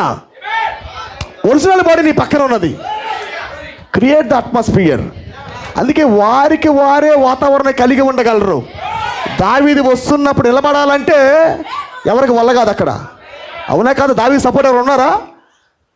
అందుకే ప్రవక్త అంటున్నాడు, వారి ముందు ఎవరు నిలబడలేరు, చాలా కఠినంగా ఉండును నిలబడటానికి. ఎందుకు? వాళ్ళున్న అతీతమైన వాతావరణంలో. దావీదు ఎక్కడున్నాడు? Super natural atmosphere. అతను అడుగులు పెడతా ఉంటే వాళ్ళు ఆశ్చర్యపోతున్నారు, ఎలా వెళ్తున్నారు ఈ కుర్రోడని. లోయలో ఎవరు దిగల, అతనితో పాటు ఒక్కడే వెళ్ళాడు. అన్నలే దాన్ని అందుకోలేకపోయారు. అన్నలకి పెద్దోడుగా ఉన్నాడు గొలియాతు, కానీ దావీదుకి ఎంత ఉన్నాడు గొలియాతు. హల్లెలూయా. అర్థమైందా? ప్రత్యక్షత పెరిగినప్పుడు శత్రు చిన్నవాడు అవుతాడు. నీలో వాతావరణం మారినప్పుడు గుర్తుపట్టిన అట్మాస్ఫియర్, అట్మాస్ఫియర్, అట్మాస్ఫియర్. ఏ వాతావరణం ఇది? బాడీ చేంజ్ ఇచ్చే అట్మాస్ఫియర్ ఇది. ఈ ప్రేరేపణ ఎలాంటిదంటే నీ దేహాలు మార్చే ప్రేరేపణ ఇది. హల్లెలూయా, హల్లెలూయా. యథార్థంగా ఉండండి, సిన్సియర్గా ఉండండి, వాక్యాన్ని పొందండి, వాతావరణం మార్చబడండి. నీకు నీవుగా వాతావరణం సృష్టించుకో. ఇంకో మాట చెప్తా, వేరే కోట్లకు నువ్వు వెళ్ళొద్దు, నీ కోట్లకు వాళ్ళ లాగు. మరలా చెబుతున్నాను, నీ కోట్లకే ఒకరు లాగబడాలా. నీకు ఒక వలయం ఉంది, ఒక కక్ష నీకుంది, ఆ కక్షలో తిప్పి ఇంకొకరిని. ఆ మాట విన్నారా? నీకంటే ఒక కక్ష ఉంటా. నువ్వు సూర్యుడు, నీవు you are the sun, you are the sun. వింటున్నారా? నీవే సూర్యుడివి. సూర్యుడి చుట్టూ తిరగాల, సూర్యుడు తిరగడు. ఆమేన్. అలాగా మనం ఉన్నప్పుడు మన కక్షలోకి వారిని లాగాల, కాలంలోకి మనం వెళ్ళకూడదు, కాలాన్ని మన లోపలికి లాగాల, ప్రజలని మన లోపలికి లాగాల. మనం వారి వాతావరణం వెళ్ళిపోకూడదు. మనము ఎప్పుడైతే మనము మన వాతావరణంలో ఉండి వారు లాగుతూ ఉంటామో, ఆమేన్, ఈ వాతావరణం అతీతమైనది. ఇది వారికి టచ్ అవ్వగానే వాళ్ళు రుచి చూస్తారు, గ్రేప్ రుచి చూస్తారు. ఒక కొత్త ద్రాక్ష భలే ఉన్నదే, ఈ టేస్ట్ భలే ఉంది అనుకుంటారు వాళ్ళు కూడా. హల్లెలూయా, హల్లెలూయా. కాబట్టి వండర్ఫుల్ మెసేజ్ ప్రియులారా. ఇది కేవలము అనిచేది మాత్రమే కాదు. It is not the bounding. ఇది కేవలము బంధించేది కాదు, ఇది పరిపూర్ణంగా నాశనం చేసేది, పరిపూర్ణంగా వేరుని కాల్చేది. కాబట్టి వాక్యం ఎందుకు వరకు వస్తుందంటే మీ వాతావరణాన్ని మార్చడానికి. అర్థమైందా? మీరు వింటున్నప్పుడు మౌనంగా ఉండకూడదు, ఇంటికి వెళ్ళాలి, పోరాటం చేయాలా. ఆమె ప్రభువా, ఈ నియమాలని పూర్తిగా విరగొట్టి ప్రభువా, నా అధికారం అంతా నాదే ఉండకూడదు, నీదే ఉండాలా. నా ప్రత్యక్షత పెంచినప్పుడు శత్రువు చిన్నవాడు అవుతాడు ప్రభువా. అదే కాలాల గుండా ప్రయాణం చేసింది. క్రీస్తు వచ్చిన తర్వాత ఇంక శత్రువుకి అవకాశం ఉందా? ఆయన ఎక్కడున్నాడు? ఓన్ అట్మాస్ఫియర్, తనకంటూ ఒక వాతావరణం కలిగి ఉన్నాడు ఆయన. ఆయనకంటూ ఒక ప్రపంచంలో ఉన్నాడు ఆయన. అందుకే అంటాడు, యేసు కలిగి ఉన్న ప్రపంచంలోకి వెళ్ళటానికి ఎవరికి అవకాశం దొరకలేకపోయిందంట. అప్పుడు ఒక వింత వ్యక్తిగా ఉన్నాడంట. అందుకే ప్రవక్త ఒక మాట అన్నాడు, నా పళ్ళని ఊడిపోయినా 2 పళ్ళు ఉన్నా చాలు కొరికి తింటాను అన్నాడు. కోపం అంటాడు ఆయన, నా పళ్ళని ఊడిపోయినా, వాడు నట్టుగా ఉన్నట్లయితే సాతాను, నా పళ్ళని ఊడిపోయినా 2 పళ్ళున్నా వాడు కొరికి తింటా ప్రభు అంటాడు. అది ఉండాలా? అర్థమైంది? ఆ రోషం కలిగిన మాట చూడండి. వాడి పంట నేను నట్టు వలే ఉండాలి ప్రభా. వాడు అలా ఉన్నట్లయితే నా పళ్ళని ఊడినా 2 పళ్ళున్నా చాలు ప్రభు, వాడిని కొరికి తినే నేను సస్తా ప్రభు అంటాడు. కాబట్టి తీర్మానం అలా ఉండాలి పిల్లారా. ఎలా ఉండాలి? కొరకాలు వాడిని, కొరకాల. హల్లెలూయా. ఆ మంట ఉంటేనే కదా వేడొచ్చేది. రోషం ఉంటేనే వెట్ట వాతావరణం కలిగిద్ది. వేగం ఉంటేనే జయించే శక్తి కలిగిద్ది. నేలసిల్లితే ఏముండదు, నేరసిల్లకూడదు. Revive revive revive revive. ప్రభువా నా ఉద్యమాన్ని పెంచు, నా రివైవల్ పెంచు, నా విశ్వాసం పెంచు, నా వాతావరణం మార్చు. ఎన్నాళ్ళు పైన పాత వాతావరణంలో ఉండకూడదు. ఇంకా క్రియేటివ్ అట్మాస్ఫియర్. నీ వాతావరణం సృష్టించుకో. ఇంటికాడ ఉన్నా, బయట ఉన్నా, స్నేహితుల మధ్య ఉన్నా, ఎవరి మధ్యలో ఉండి నీవు, కానీ నీకంటే ఒక వాతావరణం కలిగి ఉండాలా. అది ఎలాంటిది అయి ఉండాలా? బాడీ చేసే అట్మాస్ఫియర్ అయి ఉండాలా. హల్లెలూయా. కాబట్టి మీ మనసులో పెట్టుకోండి ఇవి, ఓకేనా? మన ముందు నిత్యత్వములో ఎటర్నిటీ కాలంలోకి వచ్చినది. ఇది ఏం చేస్తుందంటే the son of man ministry కనుక ఇది కేవలం మిలీనియంలో పెట్టేది మాత్రమే కాదు, కానీ ఇది కొద్దిగా పుష్అప్ చేస్తుంది. కొద్ది పైకి రా, ఒక పుల్లింగ్ జరుగుతూ ఉంది నీకు. దేని కొరకు? ఈ వర్తమానం వచ్చిన బట్టి నీ లోపల మార్పు తీసుకొని రాబడతా ఉంది. అన్బిలీఫ్ లోపల నుంచి వెళ్ళిపోవుట. హల్లెలూయా హల్లెలూయా. బాడీ చేంజ్ నీకు తీసుకొని వచ్చుట. దేవుడి కొద్ది మాట మన వినికిడిలో దీవించును గాక. అందరికీ గాడ్ బ్లెస్ యు.